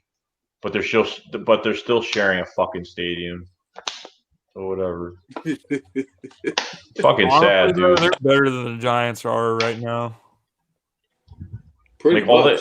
All they gotta do is turn the blue lights green. That's all I gotta do is change what the fuck it looks like in there. That's it. And I'm going there tomorrow, and I can't fucking believe I'm gonna be going in there tomorrow. I mean, it's going to be like, how do you say? New York is going to flip. It's going to be a Jet City, just like now it's Brooklyn City. You know, Brooklyn Nets. It's going to be all about them, and yeah, less New York Knicks. People are gonna be like, "Where the fuck did all these Jets fans come from?" Yeah. It's like that with the Browns. Fucking Browns fans. Fucking Browns. I think the Browns are honestly gonna flop. I do, man. I mean, I get it. Odell Beckham Jr., Jarvis Landry. They have a lot of names, but I think Kareem Hunt. I think it's possible that they have too many names. And I think it's just gonna be a snowball that rolls down a hill. Shit's gonna get out of hand. Baker Mayfield, he talks way too much shit. He hasn't really proven that much in the NFL. He was good last year, but the guy needs to play a full season as a starter before he starts talking shit about everybody. He thinks he's a god or something. I don't know. Who are we talking about? Baker Mayfield. Oh god, he's got a fucking attitude on him. He's so fucking arrogant. Man. I just think and they got a first year head coach. I just don't fucking see it working out the way everyone thinks it will. Clutty Lickens, whatever his freaking name is. Freddie Kitchens. Whatever. Clutchy Dickens. I don't know what his freaking name is. Who the fuck does Baker Mayfield think he is? It's like, I mean, we all should enjoy that he's constantly putting comments about the Giants, you know. we should He fucking said that shit about Daniel Jones. Yeah, but at the same time, he needs to remind himself. See, it's one thing if you were with the Patriots or the 49ers or the Cowboys or any other team, but dude, you're with the Cleveland Browns. If I can't say any quarterback because several quarterbacks have played for them and that hasn't really changed shit, but fuck it, let's just say it anyway. Baker Mayfield may have put the Cleveland Browns back on the map, but at the same time, it doesn't really take a lot to put the Cleveland Browns on the map. I mean, they struggled for as long as they've been in the AFC North. They struggled in even getting 5 wins. So I mean, it doesn't take a lot to put them back on the map. You're trying to compare. You're talking about New York's fan base, and I'm sure we all can agree. We all hate Giants fans with a passion. All right, they can be a bunch of douchebags. Trying not to curse on here, but they can be a bunch of douchebags. But they've witnessed Super Bowls. They've been to parades. Browns fans, on the other hand, the only thing they celebrate is going 0-16. So I mean, he should not be talking about anyone else's fan base when you got your fan base throwing parades going 0-16. You know what? I've been watching the Browns. So I've been watching what's going on, and it's with Odell and stuff. It's nice, showboating for the fans and all this cool stuff going on. But wait till the season starts. Wait till the ball gets thrown around. Wait till everything starts to develop. Who's gonna get the ball? I'm not getting enough I mean, you never friggin' know. You never know. But it's nice. It's nice to see, oh look, Odell catch a one-handed pass under his fucking leg. Oh great. Awesome. Everyone's fucking Bro, that's just what I was about to say though. The Browns social media team during training camp, they would post a video of Odell catching a pass in practice with eye emojis. Every single fucking time. They did it every day. Just one hand. Yo, you know what? Another thing that pisses me off the most? It's so small and stupid, but I just think it's so unprofessional and dumb. Every time they sign somebody, Browns have signed I don't know. They do some stupid shit with their I know what media you mean. shit. Yeah. Media shit's so stupid. Like they don't even know how to fucking write an art, whatever. I What don't know. pissed me off more is on Twitter when they always talk about Carson Wentz.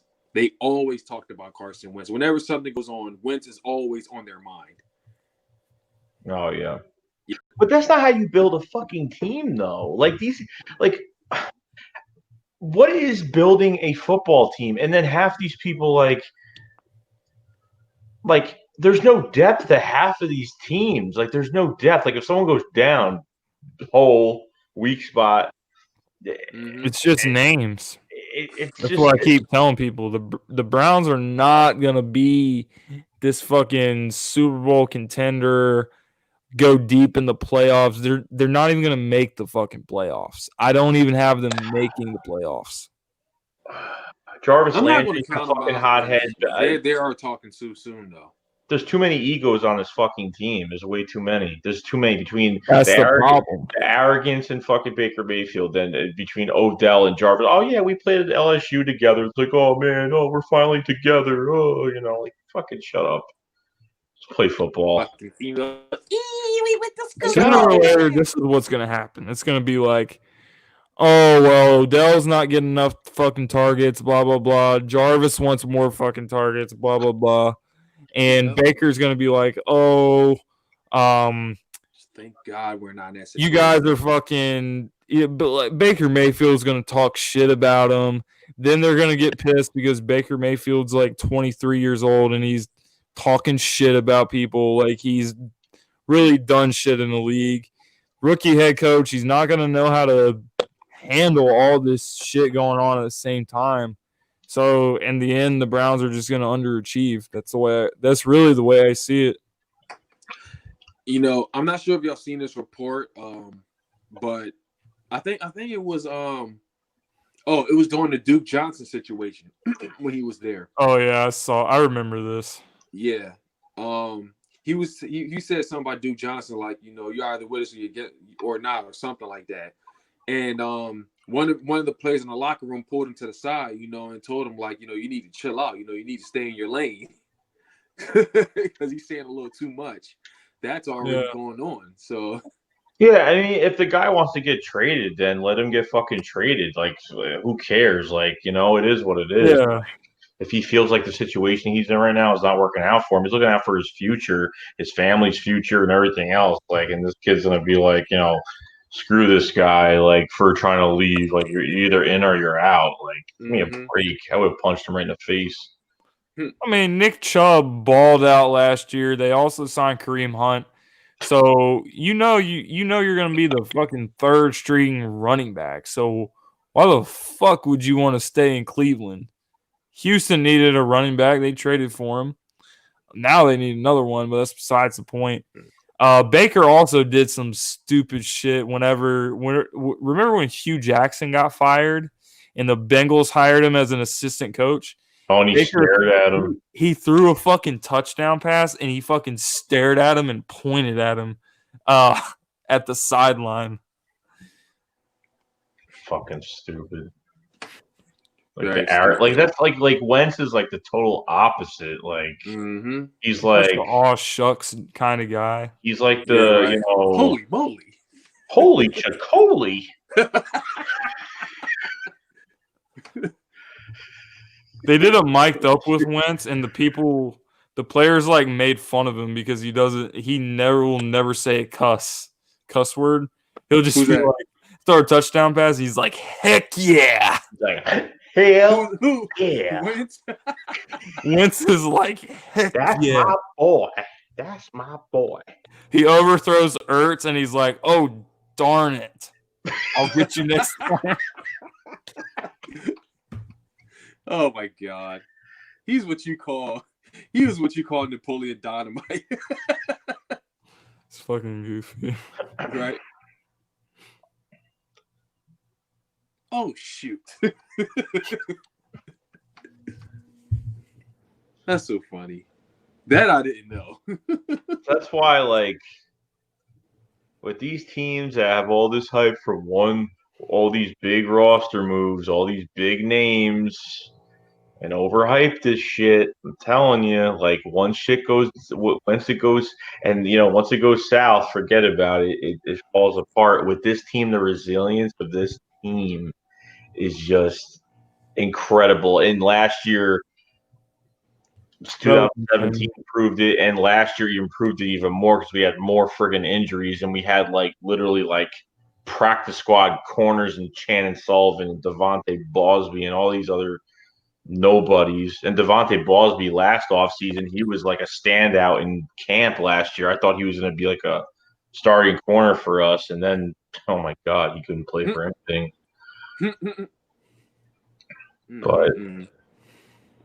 But it's going to be interesting though. But all we should be focused on is our team and just get through week to week, and that is it. The Redskins are coming in pissed off. Yeah, we'll see. We'll see how you guys are gonna do. They've been pissed off every start of the offseason. They still sucked. They struggle. They always struggle in every beginning of the season. It's like I would say I don't want to underestimate them, even Case Keenum, but at the same time, I mean, they're a dysfunctional organization, very dysfunctional. Yeah, Dan Snyder's a fucking moron. He throws money wherever he wants, like Landon Collins. Like, why? Landon Collins. Why? Bringing DRC out of retirement. Where the fuck did that come from? Not only that, Trent Williams is holding out, so fucking Eric Flowers is going to be their starting left tackle. No. Swear to God. Is he with the Browns? Swear to God, he's going to be the starting left tackle week 1 for the Redskins. Because Trent Williams still hasn't showed up. He's going to hold out. Trent Williams has been one of those players that gave us a run for the money, though. Eric Flowers. Jesus Eric Christ. fucking Flowers. Eric Flowers. And that, you know what? That whole offensive line, like backup line, they got no depth. That whole offensive line's been hurt. I mean, just hurt bad. I don't know. They had a good draft. They had a really good draft. Sweat. I'm going to tell you, I actually got 2 bets. One is going to be real funny. Well, one is simple. One is a $20 bet with a Redskins fan. But here's a real funny one. I was trolling, but he actually went along with it. He tried to say the Eagles won't win the Super Bowl. The Redskins got a better chance. So yeah, I said, all right, let's put $2,000 on it. I want to see what he's going to say. And he said, let's do it. I'm like, I remember that guy. Money. Who's going to win the Super Bowl out of the Eagles or the Redskins? Who's going to be the first to win it? Come on. How can you be satisfied with that? I mean, I would just start Dwayne Haskins right now. Like, put him out there, throw him in the fire. I think it would be a terrible decision to throw him out there. I mean, I'd rather put Colt McCoy out there, honestly. The team's fucked. If you put a rookie quarterback out there, he's fucked. He has with that kind of line or whatever. Yeah. That's probably why they got Case Keenum started. Who the fuck are their receivers? They have Josh Dotson, and who the fuck do they have? Paul Richardson, and Paul Richardson played for the Seahawks. I wanted him so bad in free agency. I was like on that Paul Richardson train because I wanted a deep threat badly, and I thought, and he got paid. I wish Well, I was about to say I wish I could play for the Redskins so I can get paid with them. Darius Geis is actually going to play. Remember when Darius Geis yelled at the Eagles officials at the pre-draft visit? Yeah, I heard it was bad. Yeah. What even started that? Him and Deuce Staley got into a big argument, and then he started I don't know, something happened. I heard it was just an argument, and how do you do that? You hurt your draft stock by doing stupid shit like that. He did fuck his draft stock up. even that year when Ezekiel Elliott got drafted, like the Eagles were so interested in Elliott, like they loved him, and now thank fucking God. Yeah. Fucking men. That's all I gotta say to that. I heard Jordan Matthews is going to get cut by the 49ers. He might not even make the team. Come on. 49ers have to even do that. Come on back to Philly. He can't play. Fucking played good for us last year. He can't play anyway. Dude, he like when I saw him burn Malcolm Butler, like I was like, really? Like he that burned. was amazing. But then the other fans say, oh, Malcolm Butler played.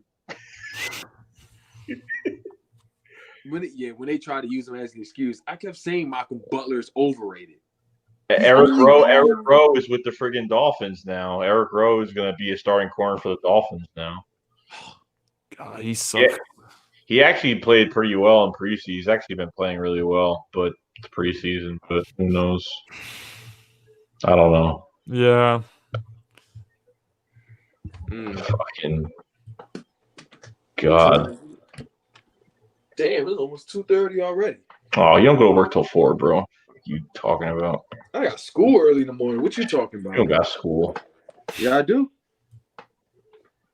Possibly my last day, and I got the test on Saturday. Oh, yeah? Don't fail it. Screw me like last time. Don't fuck it up, dude. Hey, bro, just get all the answers off Quizlet. Get all the answers from Quizlet. I'm not doing that test.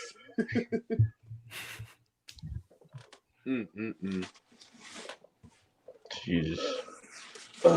I know. Let's just get through. Thank God it's like one more game tomorrow. Like, thank God. Like, this shit is fucking over. Joey, all I gotta say is good luck. It's going to be one boring ass game. Are you guys concerned about how Deshaun Jackson fucked up his finger? After hearing like what they said, after hearing like he'll be ready for week 1 and they're not worried about it, I guess you're gonna try some customized splints on his finger. I mean, I don't know how it's gonna be. It's a 3 to 4 week healing process. So I'm hoping. I don't know. It doesn't sound like it's. I don't know. They say that they're not worried about it and he'll play week 1, but I don't know. I think honestly, as long as they have him on the Damn.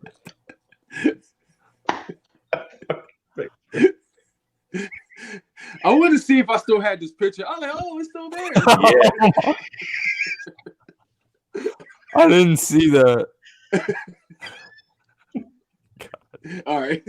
Someone just told me. I mean, hold on, let me see if I still got this picture. Ziku.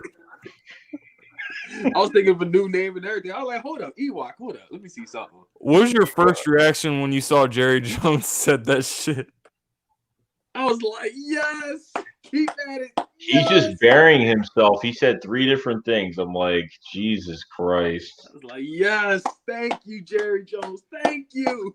I actually think he's kind of right, though, when he said that he earned the right to joke about Ezekiel Elliott. Because Ezekiel Elliott's been doing stupid shit the entire time he's been drafted, since he's been a rookie. And the whole time, Jerry Jones has been sticking up for him. So he fucking said Zeke who. He was just fucking with him. I don't think it's a big deal, but it's still funny though. Yeah, Zeke who. You don't need a Super Bowl. You don't need a Super Bowl. Rushing. A leading rusher to win a Super Bowl. Yeah, and then now with the new thing from what was it yesterday? What did he say? He said, "Oh yeah, we don't need him till the playoffs. He could hold out, but we don't need him till the playoffs anyway." Wow, well, they won't fucking make the playoffs with him. It's like I agree with Jerry Jones is saying. Besides that last one, I thought that was stupid. I agree with what he's saying, but the timing of it is just no. The timing of it is no. Zeke is gonna be pissed off. Zeke is literally. He's probably gonna be playing with another division rival. Who knows? Maybe the Redskins. Oh yeah, that quote he said even about that Cody said about Emmitt Smith. He wanted to play for the Cowboys his whole career, but he played for a few more organizations. Like, it's not looking good there, bro. If they lose him, we I are love it. trolling the shit, and they're gonna get some shit. Every one of them is gonna get shit, and they'll still say, "Oh, we don't need him. We have Tony Pollard. We have Tony Pollard." You know what? I'm going to enjoy Bro. every second of Oh, it because, Bro, you Jay, took I'm the gonna words out of enjoy my mouth. every second of it. Because You took the words out of my mouth. All the Cowboys fans have been saying, well, Tony Pollard, he's been looking really good in the preseason, guys. Be Tony Pollard. Even Skip said it too, like a few times. I'm like, this is Skip Bayless. ridiculous. Heard Tony Pollard? You ever heard of that? I remember when we got so much shit for enjoying preseason dubs or whatever. But look at them. Look what they're doing. Same exact fans. When we had Sam Bradford and all those guys that revamped offense and we were killing teams in preseason, like 30-something points. Look how that season turned out. Perfect game at that. He had a perfect game. I went to the second game. It was the home opener against the Cowboys with DeMarco Murray, and we were like -4, -7 rushing the whole damn game. Couldn't even get a positive yard the whole game. You Jesus. was at that game? Holy shit. $500. 500 wow. friggin' big ones. Damn. For being pissed off. I paid to be pissed off. Pretty much. That's fucking crazy, bro. Damn. That's fucking nuts. Like, now it's like Tony Pollard now. Now it's another fucking excuse. They kill the friggin' Texans, and now it's like whatever.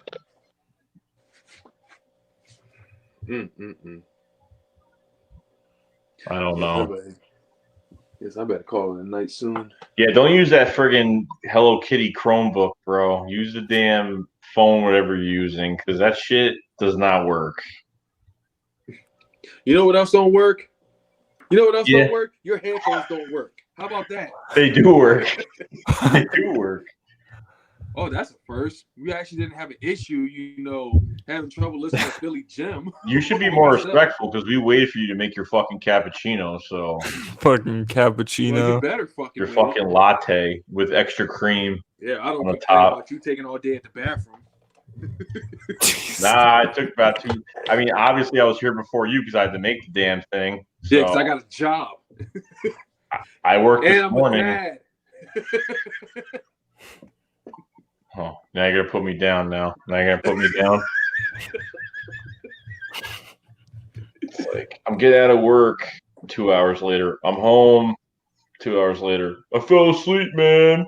I'm sorry. I did fall asleep, dude. I think I texted you said I was home, but as soon as I pulled up at the driveway, I turned my car off and I was like, I was out after that.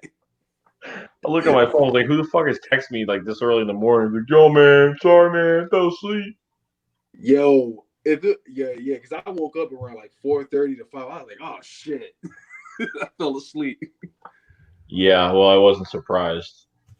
So It's just okay.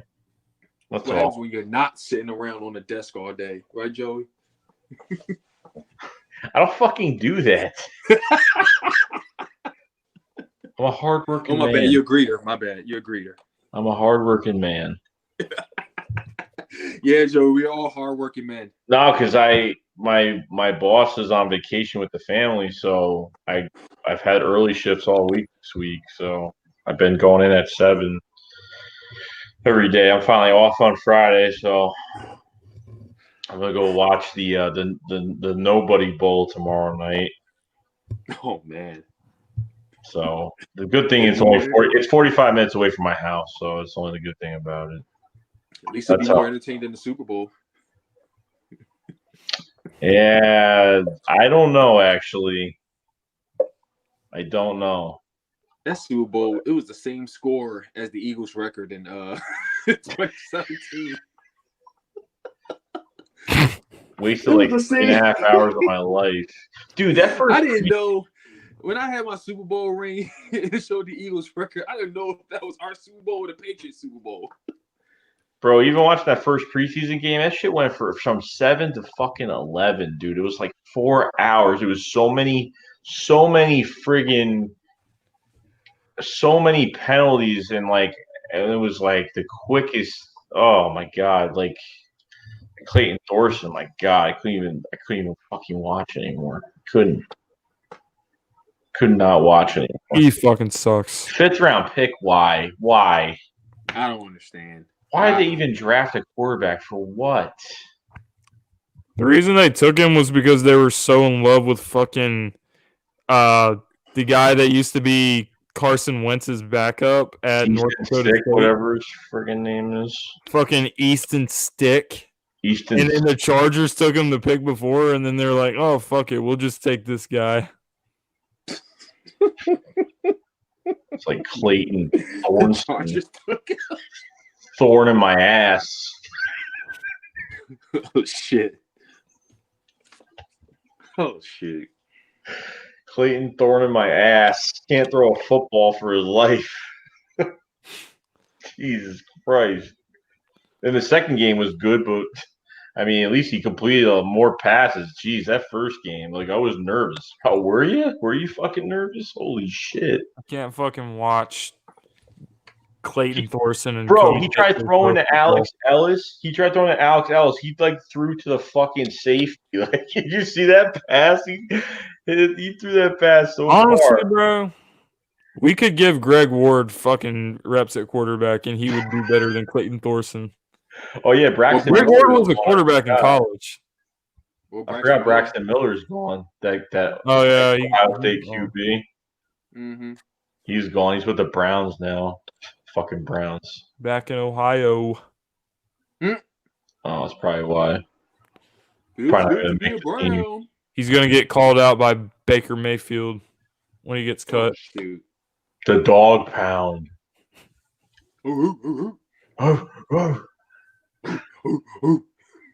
Dude, I can't stand that team. I can't stand their colors. I can't stand that helmets just have nothing on. It's the ugliest freaking jersey. It's the ugliest fucking.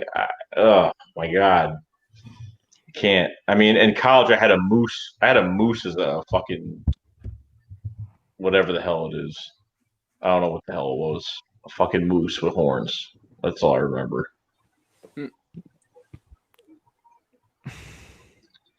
But I just need the season to start. I can't do this shit anymore. Right. Can't. It's going to make the week so much easier. I know. It's like football this weekend. Yeah. Yep. It's not Redskins. It's not like, what the fuck am I going to do on Sunday? We fucking always play the Skins in the opener. Yeah. It seems like it. This is a nice, like, I wouldn't say test, but it's a good division rival game either way. Yeah, it's still 1-0 in the division regardless. And Wentz, like, he has so many fucking highlight reels that are against the Skins. That's so true, though. That fucking scramble play, the Aguilar, the play where he was like, they sacked him, but he fucking ran for a first down. Yeah, that was awesome. Yeah. He escaped the pocket and threw one to Golden Tate last year. The Corey Clement touchdown, too. I think it was Corey. No, yeah, that one was fucking crazy. He threw that bomb to Mac Hollins. All these plays are against the fucking Skins. Mm-hmm. And they don't have what's-his-face anymore at safety anymore now. That DJ Swearinger. Yeah, he couldn't cover Zach Ertz. That guy could never cover Zach Ertz. Zach Ertz just had his number. Really. Landon Collins can't cover shit. No, he's horrible. I don't even know why. Like, I never thought he was a good safety at all. Like, not at all. He tried to say he was better than Motley. He's a fucking safety that specializes in blitzing. So, and he sucks at fucking pass coverage. He's gonna get eaten alive by Ertz and Goddard. Goddard, my God. That's all I had in that one preseason game. Like he like literally was throwing the ball the whole series. Like that's all I had to see. That's all I had to see. Goddard's gonna be a beast. And a lot of people are saying Goddard could be better than Ertz. A lot of people I are was saying thinking that too. Yeah, Fucking crazy. I was thinking that too. a lot of people saying that. It's gonna be that crazy duo like the Patriots years back. Like Ertz doesn't have speed; he just has really good route running and good hands. Mm-hmm. Like Ertz just doesn't have like speed. Things I don't like know if Ertz Goddard last even year. has speed. I don't even know, honestly. I think he has good balance after catching the ball. In red zone. Goddard got that fucking touchdown called back last year. I'm still blown by that. Disgusting. I'm still pissed about that fucking game. The fucking from the kickoff all the way to the fucking end. Yeah, My live stream, I was like, well, this game's a wrap. Yeah, no, you have to say that literally because you know it's going to go their way the whole fucking game. Yep. There's no clear recovery. I mean, are you fucking serious? Like, what a joke that was. You see a ball and you see like 4 Eagles on top of it. There was like fucking 7 Eagles players over there, and they were like, "Oh, we don't know who recovered it." What was your initial reaction to that? I was fucking furious. I There's think like I said, here 7 we go. goddamn Eagles players over there, and it's like, "Oh, no clear recovery."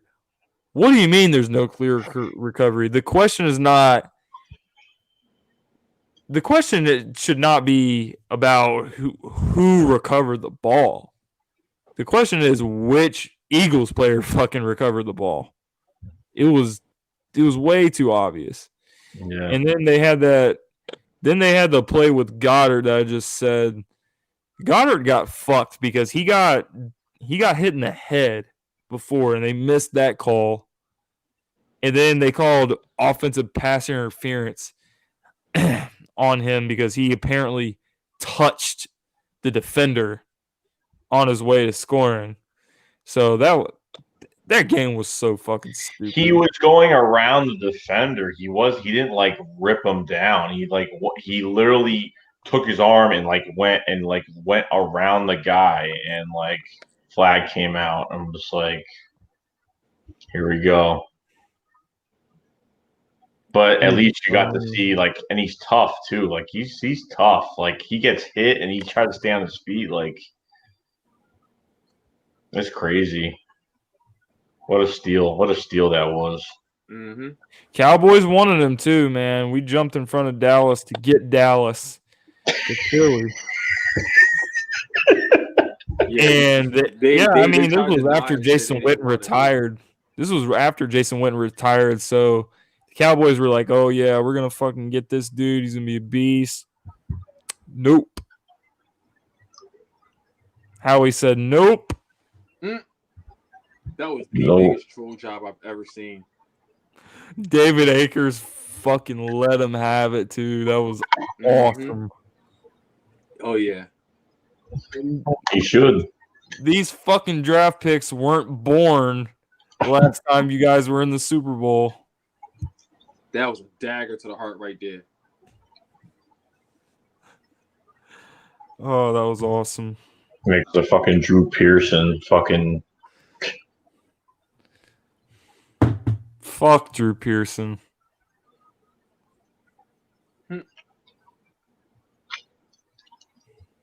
Guy was.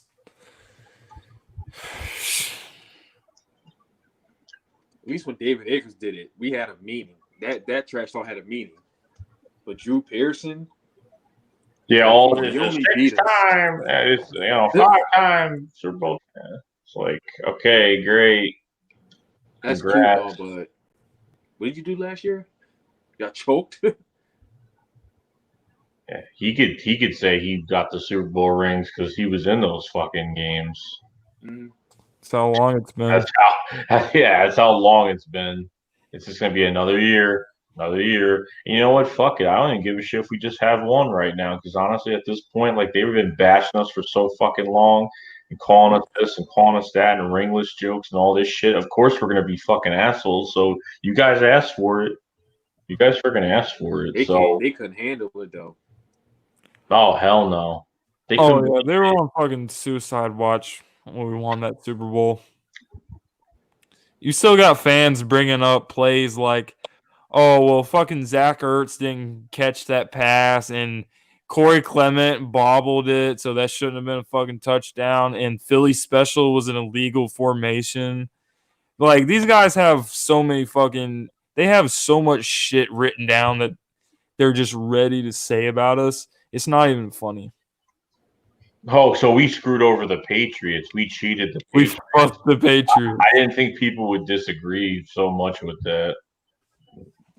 But the Patriots were doing the same thing. I bet they didn't think that was illegal. The Philly special is literally the same fucking play that the Patriots tried to run when Tom Brady dropped that wide open pass. Mm-hmm. But I bet that wasn't legal. That was literally down to one stop. That was literally down to one friggin' stop. And it's funny because I felt like that game transferred over to like the next season, like when it was just no defense and it was just in a weird way, like we weren't like we had too many guys hurt. Like Jernigan was still hurt, Brand Graham was still. I mean, thank God we had Michael Bennett, but and he was the only one really doing anything at the time. But even hearing all the Michael Bennett bullshit that was going on with I don't want to play, I only want to play one side, and like he was not listening and all this shit. So Michael Bennett's got a big fucking mouth anyway because he doesn't give a shit about anything. So now he's playing with the fucking Patriots this year. Fucking joke. He fucking came out and said something about his former coaches, and he was like, oh, well, it's nice to play for a coach who actually fucking cares about you. I hope to God he was taking a shot at Pete Carroll and not Doug Peterson. Because if he did, he's just a fucking idiot. Yeah, that makes no sense. That makes no sense at all. Like Doug is like total opposite of that. Like Doug is like player. He's more than a player's coach. He's like everyone's daddy over there. It's like not even funny. Yeah, not even funny. Everybody. It's not even just him. It's everybody. It's like the front office. It's corporate. It's all like corporate. It's like it's business is a business, of course, but I got sick and tired of like with the Philadelphia Eagles for like years. Is like they let all these guys like that played well for us like just fucking go to another team. Like Trent Cole is probably one of the guys I really like hated that he went to another team. Like Trent Cole is just like a fucking beast. Went to the Colts, injury prone as hell for 2 years, and then he actually was at Eagles practice. He was at the the joint practice that Trent Cole came around, which was cool. Because I know he has like some hunting show on YouTube. He has like a hunting, like he's like a big hunter or something like that. Him and Carson Wentz would be best friends then. Oh hell yeah! Oh yeah. Carson Wentz doesn't curse, but he kills animals. He shoots animals. Like the fucking picture of the bear or the big deer with the big like elk, whatever the hell he shot. I'm like, damn. He has like fucking 3 golden retrievers. And he takes his dogs with him when he goes hunting. Yeah. Yeah, I've seen those dogs. Cool.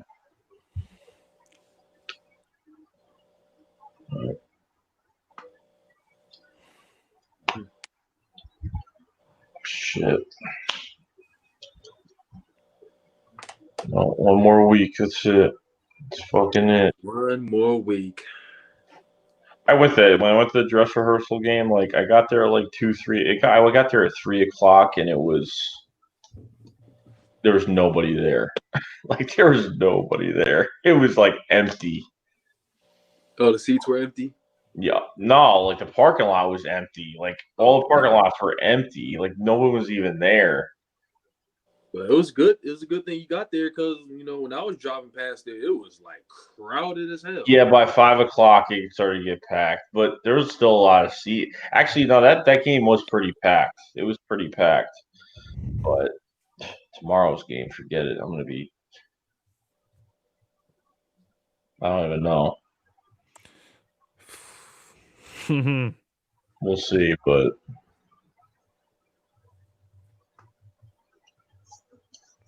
it wasn't my idea to go.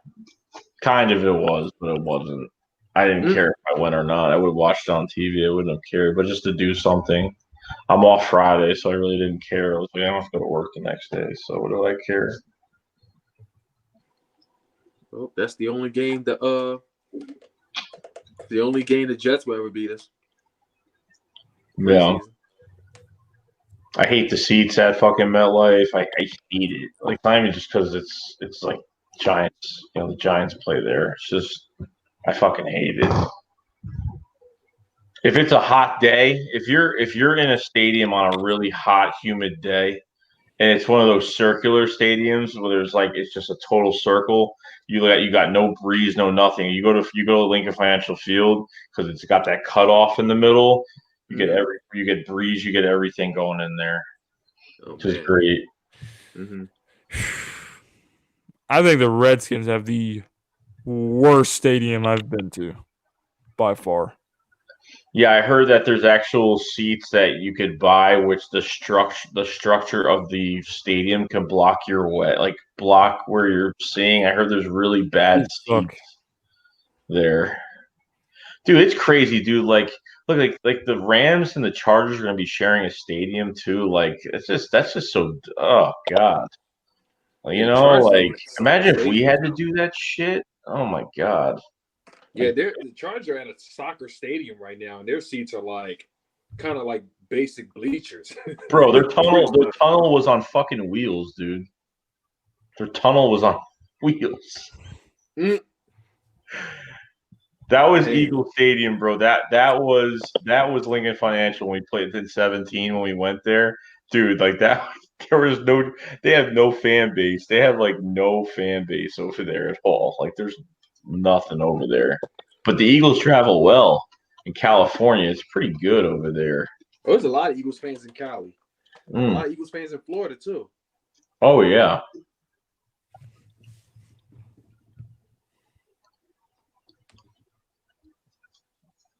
I tried to tell this one Rams fan that Eagles fans are gonna be taking over Cali. And look what happened. Yeah, like that. Even when we went to I couldn't really tell too much. I kind of did when we were in the wild card against the Bears. I heard the fans there, but the Bears fans were there. They took over. They definitely took over because Bears just haven't. It's been a long time. It's been a long time. So definitely sucked to end that game for Bears fans, though. Yeah, that must. Imagine if that was us. Priceless. Imagine if that was us. Oh my God. Their reaction was priceless. They fucking sent death threats to Cody Parkey. I heard someone mentioned that he got out by a helicopter. Yeah, not only that, bro. Eagles fans started fucking Venmoing Cody Parkey money. So a bunch of people made fake Cody Parkey accounts, and people started Venmoing just so they could get money. It was insane. Oh, man. Oh shit. But technically, the kick was tipped, so it's which after the game the fans didn't see that. I didn't even see that. The ball wobbled weird though. That's why. You saw the wobble in the ball. You could tell it got touched. Yeah. Thank God they iced that kick, man. Thank God. Thank God. But you know what? That Saints game was hard to watch. It was a good first quarter, and then it just Fletcher, like we Just would went have. downhill from there. We would have been without Fletcher Cox and Brandon Brooks pretty much if we went to the NFC Championship game. So that would have been a little steep, but I think we could have won it all again. We would have beaten the shit out of the Rams. Fucking Rams, man, I'm telling you. They're the most overrated team. Like, for real. McVay is just going to get outcoached. You know why? You know why these teams fucking lose to the Patriots? Because they, like, change their whole playbook. They don't, like how Doug said it, like, we're going to play the same way how we got to this game. That's how you got to do it. You can't, like, be like, oh, let's be, conservative. Let's, be cautious. And no. Oh, no. Jared Goff, I don't think he's good at all. Not at all. That's just my opinion. I don't even think overrated. Like extending plays. Like I don't even think Carson Wentz has that like athleticism. Like Jared Goff is so like straightforward, just getting the ball in his hands, and he just like maybe takes 2 steps in the pocket. And he just like chucks the ball like literally. And what did we do? And what did we have to do to beat them? We fucking doubled. I mean, it was so easy. Like it looked so damn easy that whole game. It was a joke. Like remember we had the Rams, we had the Texans. We're like, oh man, they're gonna have a tough schedule. And then all of a sudden we had the Jared Goff. There was this play in that when we played him where Jared Goff had got sacked. And he just fucking threw the ball in the air, and Corey Graham intercepted it, and he ran it back. Yeah. I've never seen some shit like that. Yeah, he just I don't know why. Just take the sack. He just flicked his wrist, and then Corey Graham said, and he picked it, and it was just like, at that moment, I was just like, wow, Jared Goff fucking sucks. Yeah, Aaron Donald didn't touch Nick Foles the whole night. Like literally, like Aaron Donald got double teamed because the Bears played them before we did, and they did the same thing. And we did the same thing the Bears did. We double teamed Donald, and that was it because no one else was doing a damn thing. And it was so easy. Like it was really, really easy.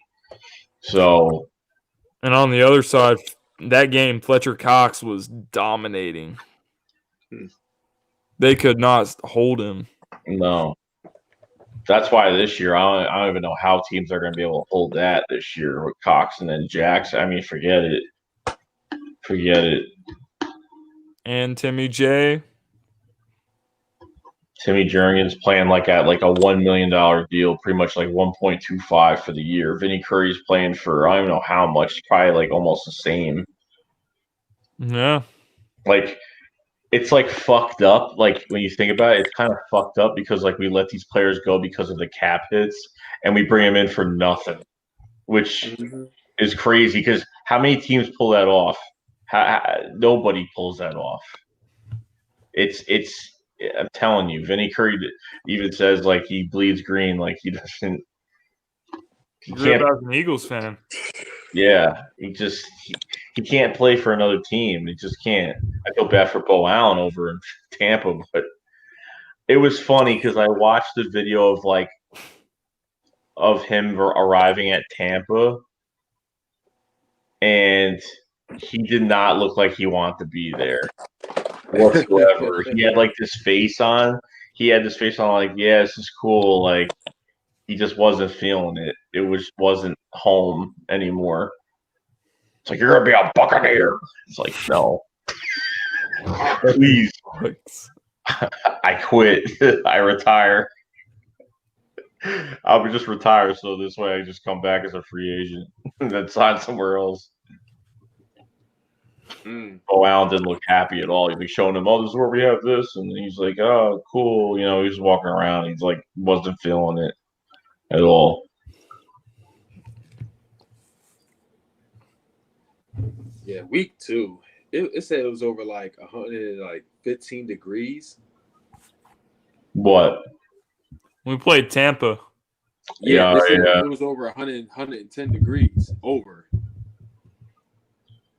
back in week 2 when we played them. Fucking 2 75-yard touchdowns to start that game.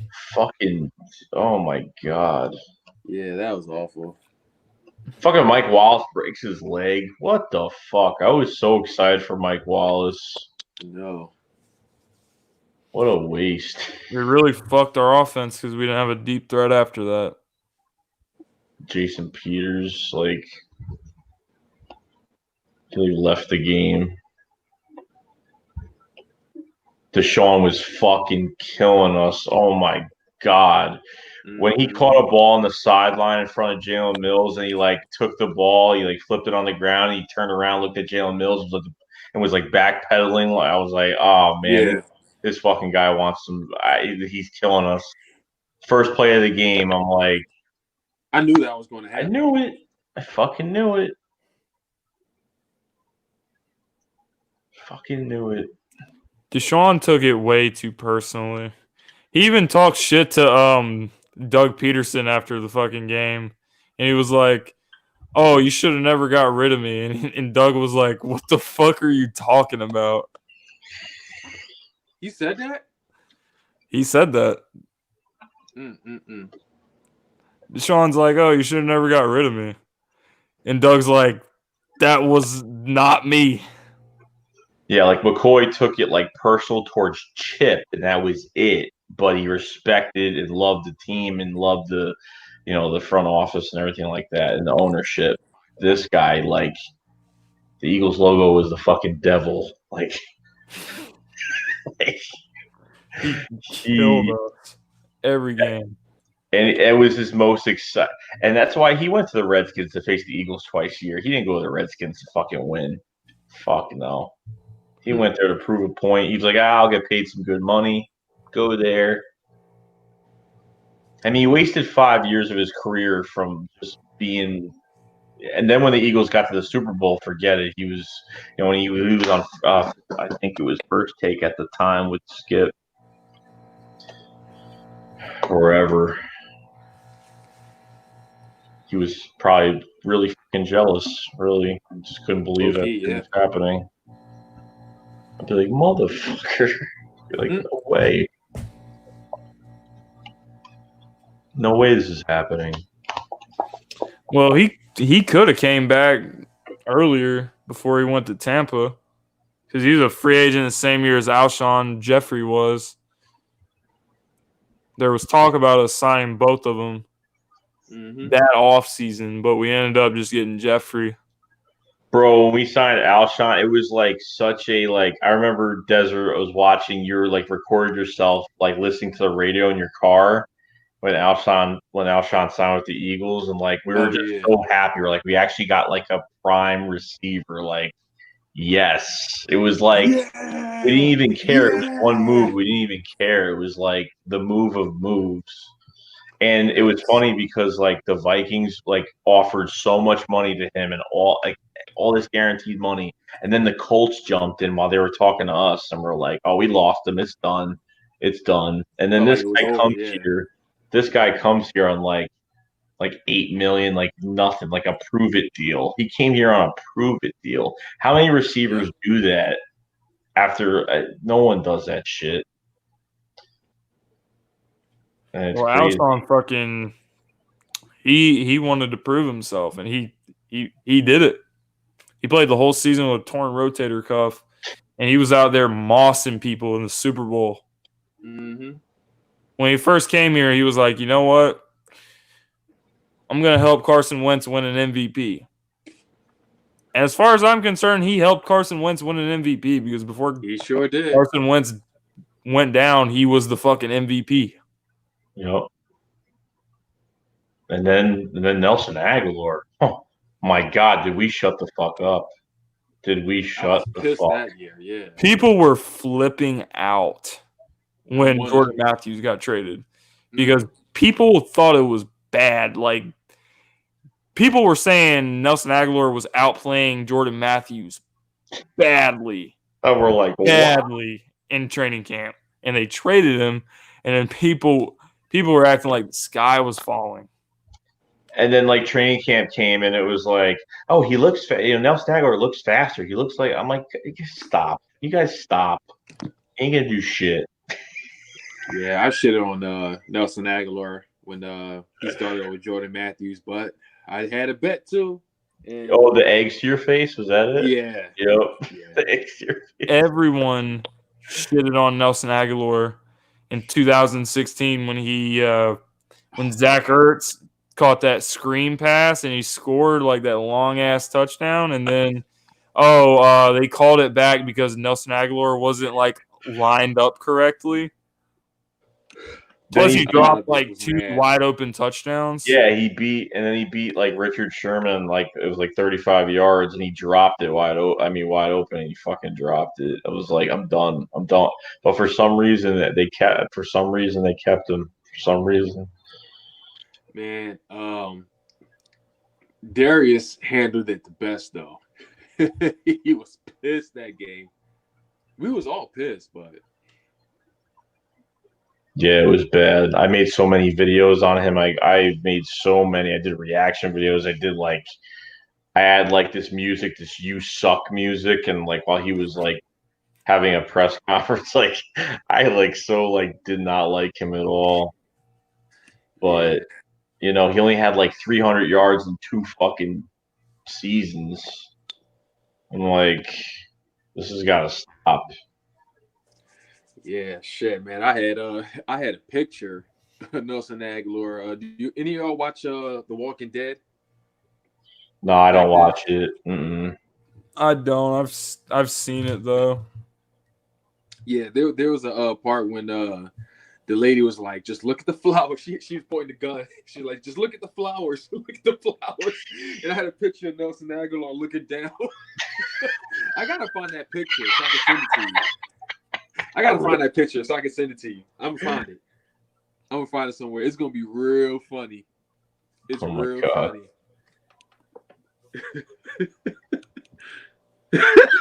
I gotta find that picture. After when Nelson Aguilar, like that Arizona game, oh my God, he like Buda Baker got fucking. Oh my God. What happened? Yeah. No, I was just saying, like Nelson Aguilar, like in that Arizona game, he was cutting everybody up in that game. My God, like when he faked out Buda Baker, like caught the ball, then he spun, and then he juked, and then he backpedaled to the end zone and dropped. I was like, God damn. Right. Oh yeah. I remember that. This is the play that sticks out to me about Nelson Aguilar. Against the Panthers, he scored. They put a linebacker. They put Shaq Mason or somebody from the Carolina Panthers, and they put him on Nelson Aguilar. Aguilar just cooked him, and he scored. Right up the middle, right up the gut, pretty much. I was just like, why would you not put a nickel corner or somebody on him? Linebacker is way too slow. We almost got screwed that game. That Pete Morelli, Oh yeah, bro! All the pass interferences on Rodney McLeod. Yeah. That ball was underthrown by like 30 yards, and he was like, "Oh, pass interference." Jeez. Well, I just want to say, whoever's in the chat right now, like we've had about 30-something people in here this late at night, which is pretty damn amazing. I appreciate everybody that's been sticking around on a weeknight. Yes. We gotta hit the hay soon because Mommy Pierce down there needs to oops. Ziku. Yeah, Mr. you should cut that screen up, because you're talking about yourself. All right. I. What's this one? Oh, I don't get it because I've had 6 people in it and it can't fit 6 people. So I don't get it. It's like you have 6 people, but you can't fit 6. So I don't get how it always did that though. Hangout. This is great. I can't lie. It's pretty good. Would be nice if you could have like. See when you guys are like when you're like in your house, like connect to your internet, it's great. Like this has been perfect. Like when you're like on the road and shit, it's bad. It's bad. When you're in your car, it's really bad. Stay off the fucking kitty notebook. Yeah, the fucking kitty notebook. Well, it doesn't work. I'm just telling you. You want some? No, I found out what the issue was though. Why it was so laggy? Why? Because I got more than one window up. That's why. That's why it was laggy earlier. No. Yeah. Dude, it was. Well, my laptop. Yeah, I never closed windows. What kind of laptop is it? That was laggy. Huh? What kind of laptop is it? It's a Dell. I'm resetting this piece of shit right now. I'm putting I might just have a stream. I might just open a Streamlabs and just say, "Hey, donate." All my donations will go to a notebook. Better content. That's literally the only way. Well, you could do that. Mm-hmm. Not a bad thing. I put up a post a few days ago. I want to thank everybody if anyone's done it or not, but I had 16 donations in the past 2 months, which is great because I'm putting money into a brand new laptop. Yeah. Few weeks, I'm gonna have everything set up. I'm getting rid of this thing. I'm selling this. I'm getting rid of this. Oh, it hasn't been doing you any justice at all? It's doing the job. It's an i5 processor. It's not a good laptop. It's not good for streaming stuff. I mean, for this, it's fine. This is perfect. I'm using, a 4K camera right now, but I can't do anything with it with this. But I'm getting an Alienware laptop that somebody customized for me for what I need to do on it. It's not cheap at all whatsoever, so I'm putting some of my own money into it, definitely. But yeah, it should be good. Time to upgrade. I'll just get me a MacBook and I'll just be happy with that. Because even when I don't use my laptop, there's always just something wrong with it. Your fucking internet, dude. That's what's wrong with it. It ain't my internet, you fucking jerk off. It's your internet. What kind of internet do you have? Don't even ask. I got Verizon. Yeah, fucking trash, bro. You gotta get Xfinity. I don't fuck with Xfinity, man. I always had problems with them. I got Fios. Yeah. Xfinity, Everyone tells me Fios is garbage. It depends where you live. I got like I got around the Philly area. I got like the fiber optic shit. Like I pay for like a gig. I think like a gig of internet. Yeah, Joe got like 2,000 gigs. That's why he doesn't have a problem. And everybody's balling like him. I used to share internet. I just got my own internet like 7 months ago, maybe. Like I used to share it all the time with the people upstairs, and I said, I'm done with this shit. I can't deal with it anymore. I can't. I need my own shit. I just need my own shit. Yeah. Can't borrow shit all the time. Like you should you're when you connect to your console, you're all the way downstairs, right? Yeah, it's downstairs, but I bought like a what do you call it? The amplifier or whatever. Yeah, it's supposed to extend or whatever. But it doesn't. It's a lot better. It's better than it was beforehand. And besides it was connected to the router and everything. It's a whole lot better than it ever was, back then when I would lag my ass off out of the party and everything. Yeah, I know. Trust me. I remember, yeah. But yeah, my main router's all the way upstairs and my lady's office. But I mean, I'm happy with the router I got though. I mean, you should just put your PS4 upstairs. Screw it. It was upstairs. You should just say, "My house, my rules." PS4 upstairs. I ain't gonna get no chance if I go up there. I ain't gonna get no chance. You'll do it. You could do it. Just do something nice. Clean the dishes or something, dude. It'll be fine. I do enough for that. It's never enough. She does it every day. Trust me. I'm telling you, bro. Like I've been on Wi-Fi for such a long time. I don't realize how different from Wi-Fi to being connected in the router is so much of a fucking difference. It is like night and day connection difference. Mm-hmm. It's crazy. But I'm in a basement apartment, so I don't know what to do. I gotta work today. I don't feel like one of them days. I'm like, nope. I don't want to. All right. Now I gotta get up in a couple hours. Yep, same with me. Same with me, bro. You don't need that job, Joey. Well, if I wanted, probably not, but I handicap myself every month. Unless I want to buy shit for myself that I want. It's a different story, but I handicap myself every month. Every month.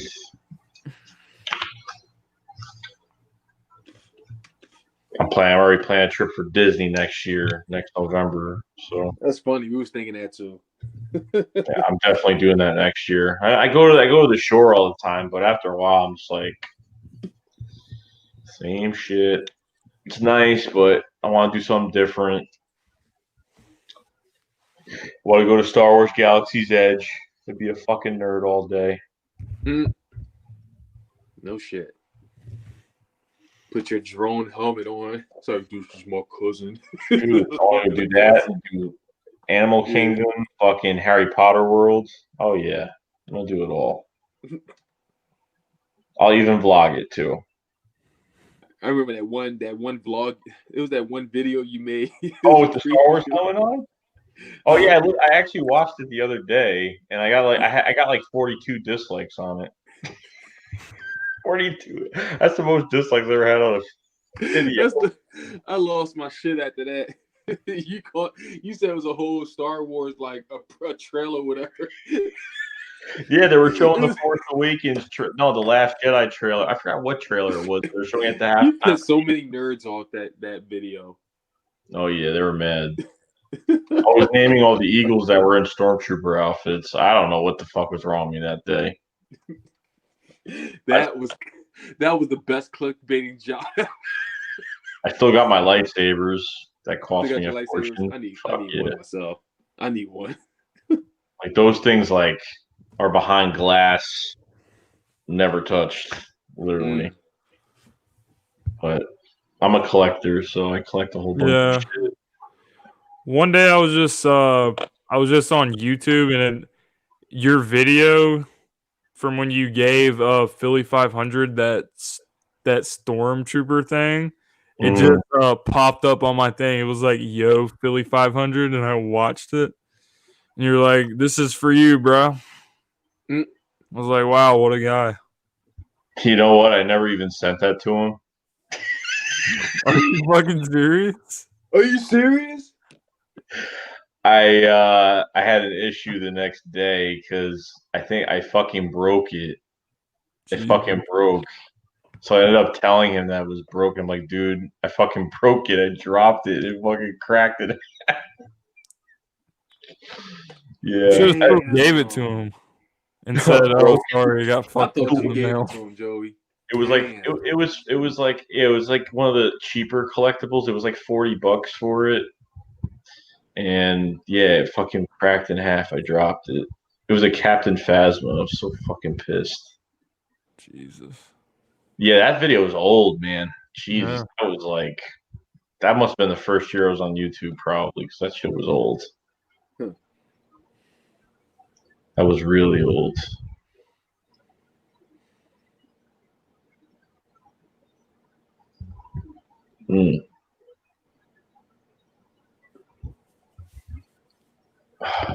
Tell me it's not like 4 a.m.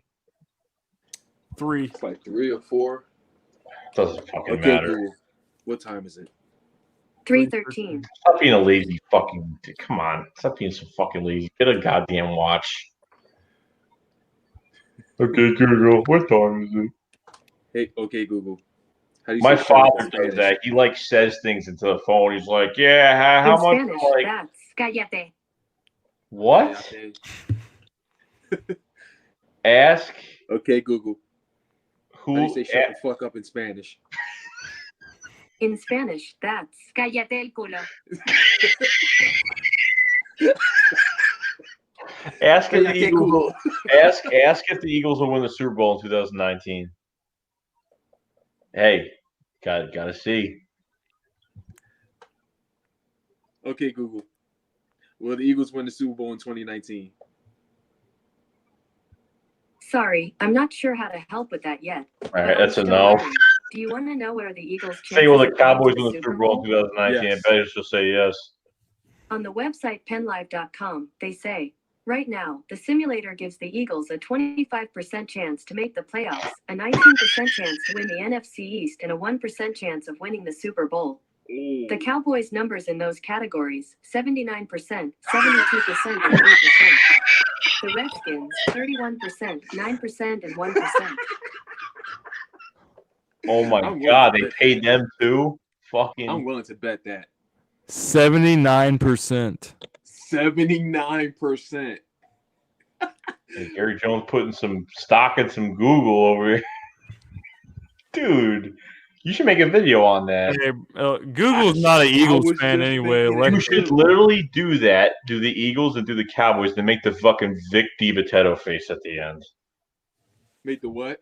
The Vic DiBitetto face at the end. Yes, exactly. No joke. Like that's. Oh my God, man! I am fucking telling you. that is fucking. He had a I 1% didn't chance know to the win the Cowboys Super would be Bowl. so competitive without Zeke. Fucking joke. Okay, Google. Will Dallas pay Zeke? Ah, Sorry, yeah. I'm not sure how to help. Oh shit. Oh, he's fucking gone.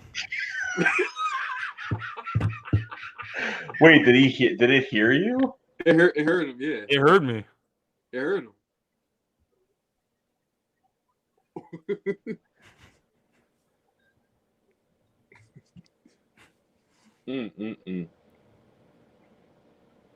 Okay, Google. Is Dak Prescott getting 40 mil? Sorry, I'm not sure how to help with that. Neither am I.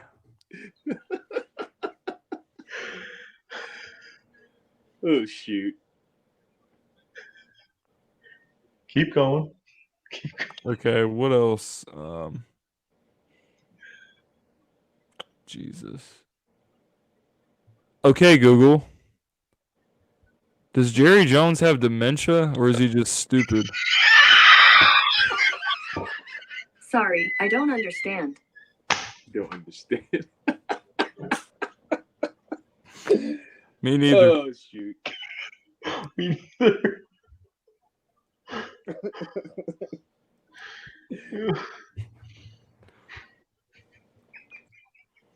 Oh my god.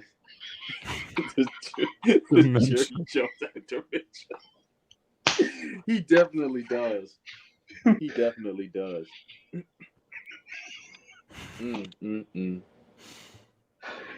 Oh, is he just like a stupid fucking asshole?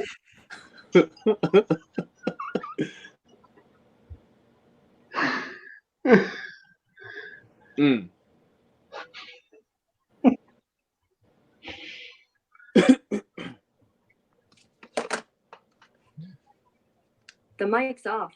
The mic's back on.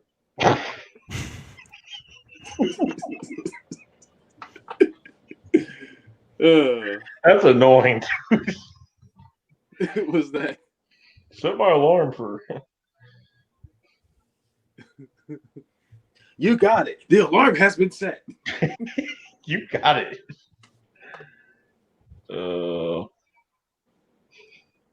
Jerry Jones have dementia.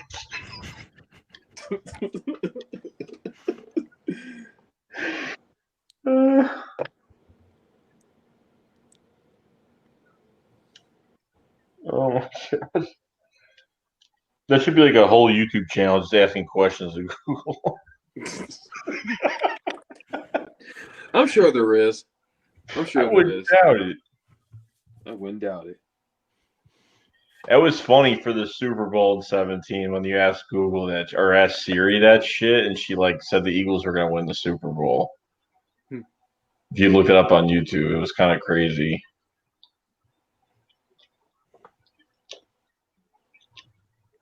And they did. And they did. I took a picture at that Philly special statue. It was great. It was great. I would love, not love, but if anyone would have balls, like if someone like a fan like of another team came over there and like did some stupid shit to the statue or something, I wonder what would happen. To the Philly special? Yeah, the Philly special statue. Like, what if like a Cowboys fan went over there and like beat up? Like, what if like someone like went over there and like spit on it in front of everybody? Or just Someone go would to fucking Vikings die. fans, just post like this. Someone is dying. Just go to Vikings or have a Vikings fan go up there, just post like this. Their little crappy chant. They'll get their ass beaten. It was so funny at the AFC Championship game when all the fans were going like, Foles, Foles, Foles. Best troll job ever. Best troll job ever. And then the players were doing it. That shit was fucking great. Yep. That shit was hilarious. They did it with Marquette Fultz, too. When the Minnesota Timberwolves came. Fultz. Jesus. Markel. Yo, so what's that receiver's name? I'm drawing blanks because it's late. Fuck, number 80. Charles Johnson. No. Is that Charles Johnson? No. Mark and Michelle. Mark and Michelle. Is he making his team? I fucking hope he does. I was on the Mark and Michelle hype train when he scored that first touchdown. Yeah. We need another deep threat, but Greg Ward has been playing good too. DeAndre Carter, man.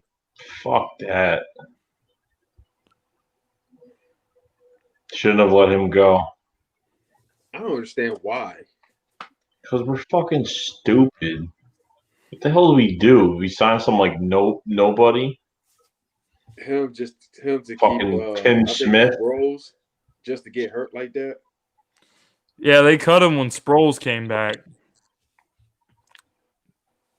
Dumb. They assume Sproles is going to assume punt returning duties.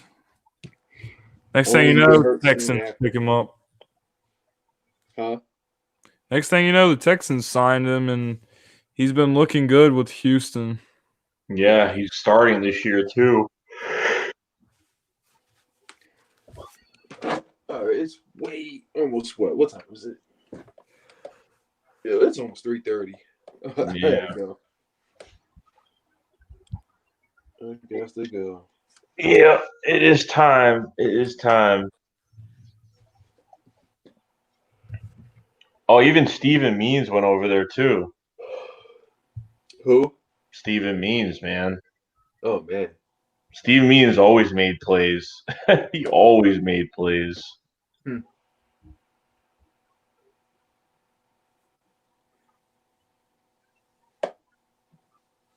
All right. So yeah, we'll get ready for this big event tomorrow night. The big game. So excited. So excited! Like, I hope Mel Reese has like the night off because it's gonna be a big waste of time. Merrill Reese didn't do the last game. Yeah, he did. He did it? Yeah, he did. You did? Yeah. Not the one I was listening to. They had these weird guys doing it. He kept calling. I thought it was Mike Tyson because every time JJ Arcega-Whiteside caught a pass, he was like, JJ Arcega-Whiteside with another catch. Dude, the freaking guys, the guys that were I was watching on TV so they showed the Ravens side of it. So those two announcers for the Ravens are like they said Shelton Gibson's name. He's not even on the team. They said who else?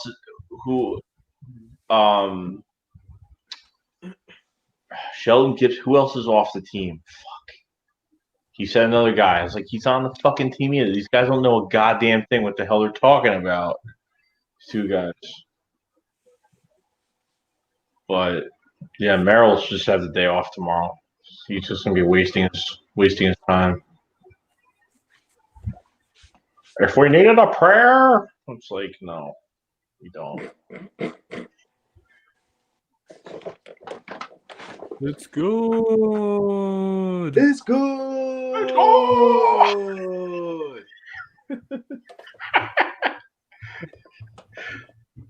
They kick it away, and it's good. Mary Reese is the best. Yeah, he is the best. He is. I'm just so happy. I really am happy of all these years, he's been on the radio. He finally witnessed the Eagles, winning one. It's like the best gift right there. That itself. I'm happy he was finally able to witness it because he's went through I would say he suffered the most out of all of the Yeah, he's had to watch all. He was forced to get paid to watch all of it. Yep. The blowouts, the 2 and no, they were 3 and 13s, the 4 and 12s. Oh yeah, it was bad. Yeah, he's it's gonna be really hard to replace him. Very, very. Really hard to replace him. It won't even be the same. Mike Quick is all right. He's all right. He's good. He's just, there. Just the. He's just like the. Reese's towel boy or something. It's like, oh, he goes after the ball. Mike Quick. He goes after the ball. I'm like, what a great catch. What a great catch.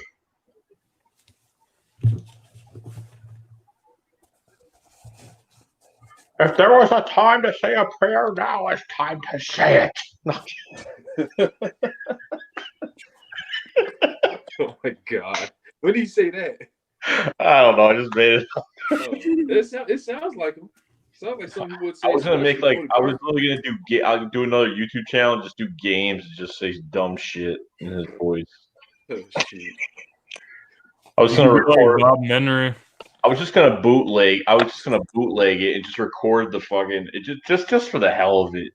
I don't care. It's another channel. I give a shit less. Just record it. All right. Desert's dying right now. He's like, please, Ed. I'm out of gas. Yeah. I'm out of gas. The hell is that? It's a thing you put your beer in. Oh. I can't find mine for some odd reason. No, you can't drink beer anymore, dude. What happened? You're not allowed to drink beer anymore. Not as heavy. What the hell is that sound? What is that? Man, one time I was watching Desert's live stream, and he had like a cheap ass natty ice in his hand, and he was like, "I'm drinking the cheap beer, man. Sometimes you just got to make sacrifices." The fuck's going on with him? He turned his mic off. He's making sacrifices.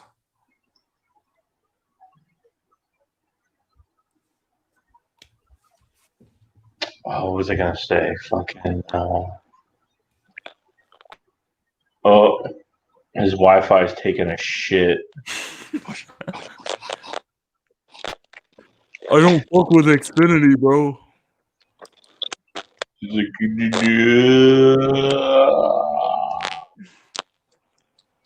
dude, remember I had that live stream up and I didn't know I was live streaming? Yeah, when you were playing Red Dead. No, I literally had the live stream. No, it wasn't Red Dead. It was like that was the setup title for my OBS shit, and I never changed it. I was live streaming, and I was just like talking about shit in my house because I was like pissed about something, and then I realized like I saw like on my phone like I'm live right now, and I looked and people were like, "This is like inside Joey's head or some shit." I was like, "Dude, what the fuck? What is he doing? He's like scaring me right now." What if he's just fucking with us? Nah, he's frozen. Oh shit.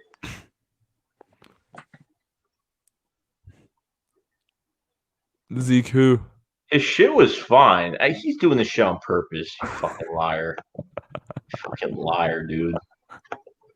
I knew he was fucking with It was us. fine the whole time, and then all of a sudden it just freezes. He touched his phone, and he ruined the reception. Wow.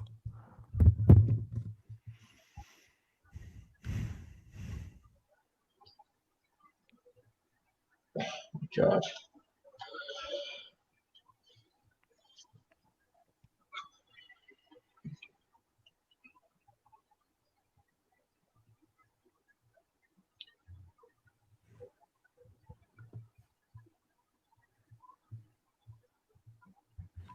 Okay.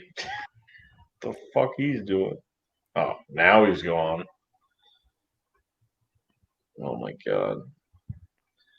3 hours, 22 minutes. I was like, oh, I'll do this for an hour. Every fucking time I say that. Every fucking time. I say that shit.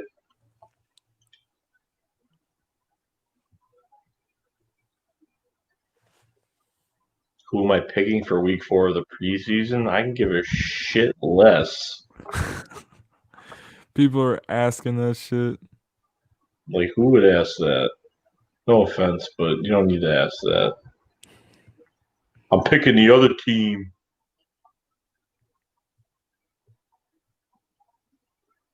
$21 people in here. Had a lot of people in there for a while. On a weekday, late at night, nothing There's to still do. 21 people in there. I know. Sure it's not a glitch. Nah, people literally just like listen to us talk all night.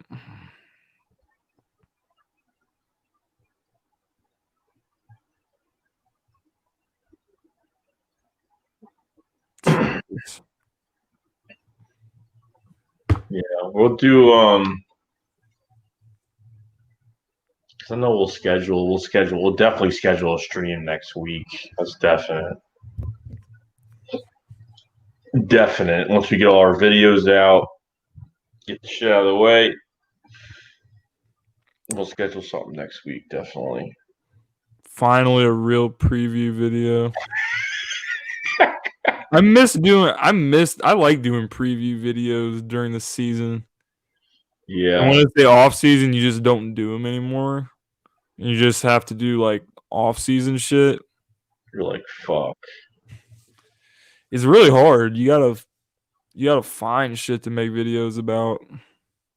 During the season, it's just, oh, we're playing this team. Are they good? Are they not? We're gonna beat them. It's a lot easier, but Yeah. off season is a grind on YouTube. I fucking know that. God. Especially training camp. I think training camp is hard. The draft is not as hard, but the training camp is hard to make videos about. I know. Really, I do.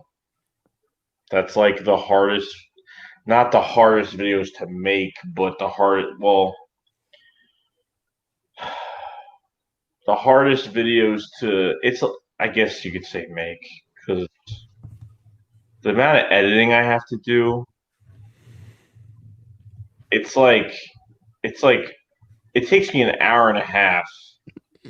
Like, this is me coming back home from work at 10 p.m., taking all my notes from the day, making the video, cutting it up, adding everything into it.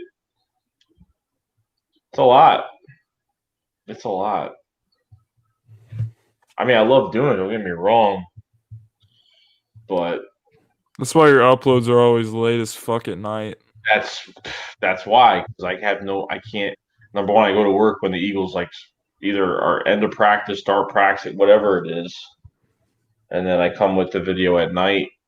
I gotta record it. It's like I have the bell. I have the bell for you, so every time, I'll get like notifications at like 1 a.m. that says Joey Shakes dropped another video, yeah. and I'm like, he always fucking does his videos at 1 o'clock in the morning. Yep. And I took like when I went on vacation, I took the whole week off. I needed it.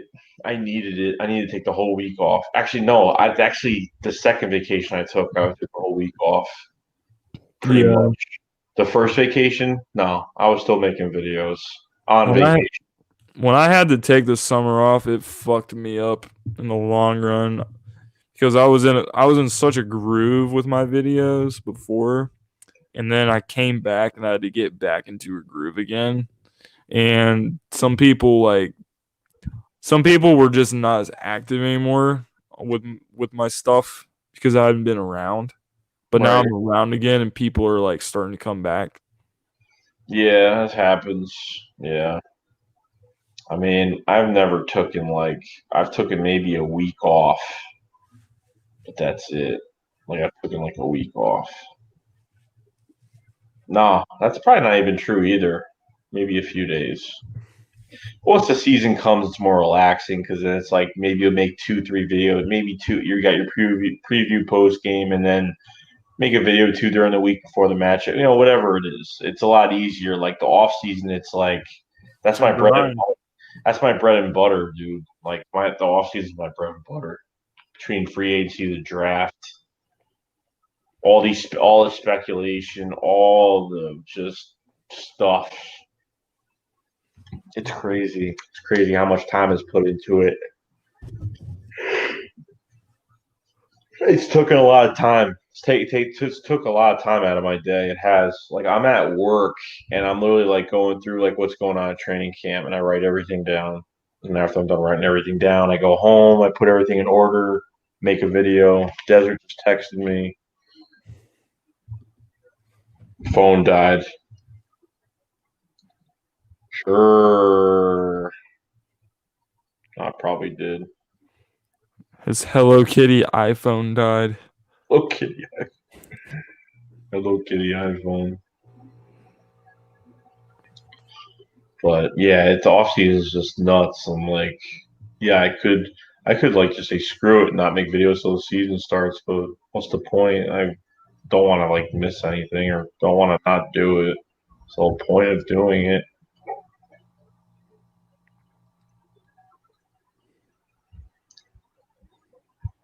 Whole point of doing it. I can't wait for the season to start, honestly. Me neither. We need some real football. Hello Kitty. Jesus.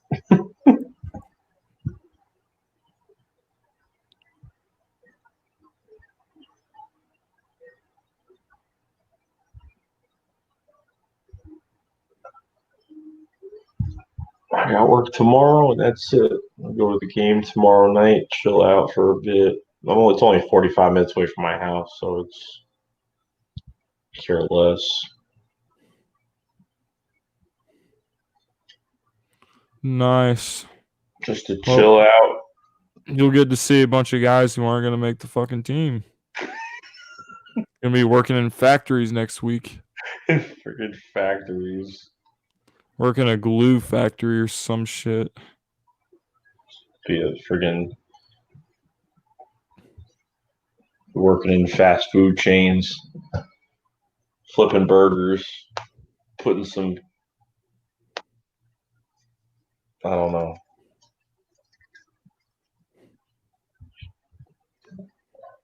That's gotta be tough. That's gonna be a tough job to do. It's like, yeah, you didn't make the team.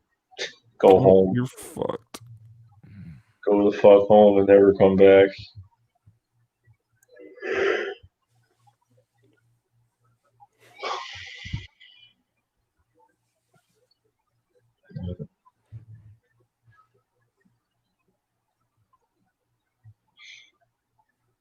Yeah. So probably gonna head out now. I gotta wake up in a few hours. So All right, bro. all right, bro. It's nice talking to you. We will figure something man. out for next week. Yeah, man. All right, man. All right, bro. Thanks for having me on again, and we'll stay in touch. We will. Yeah. Everybody, we'll see you guys later. Peace, bro.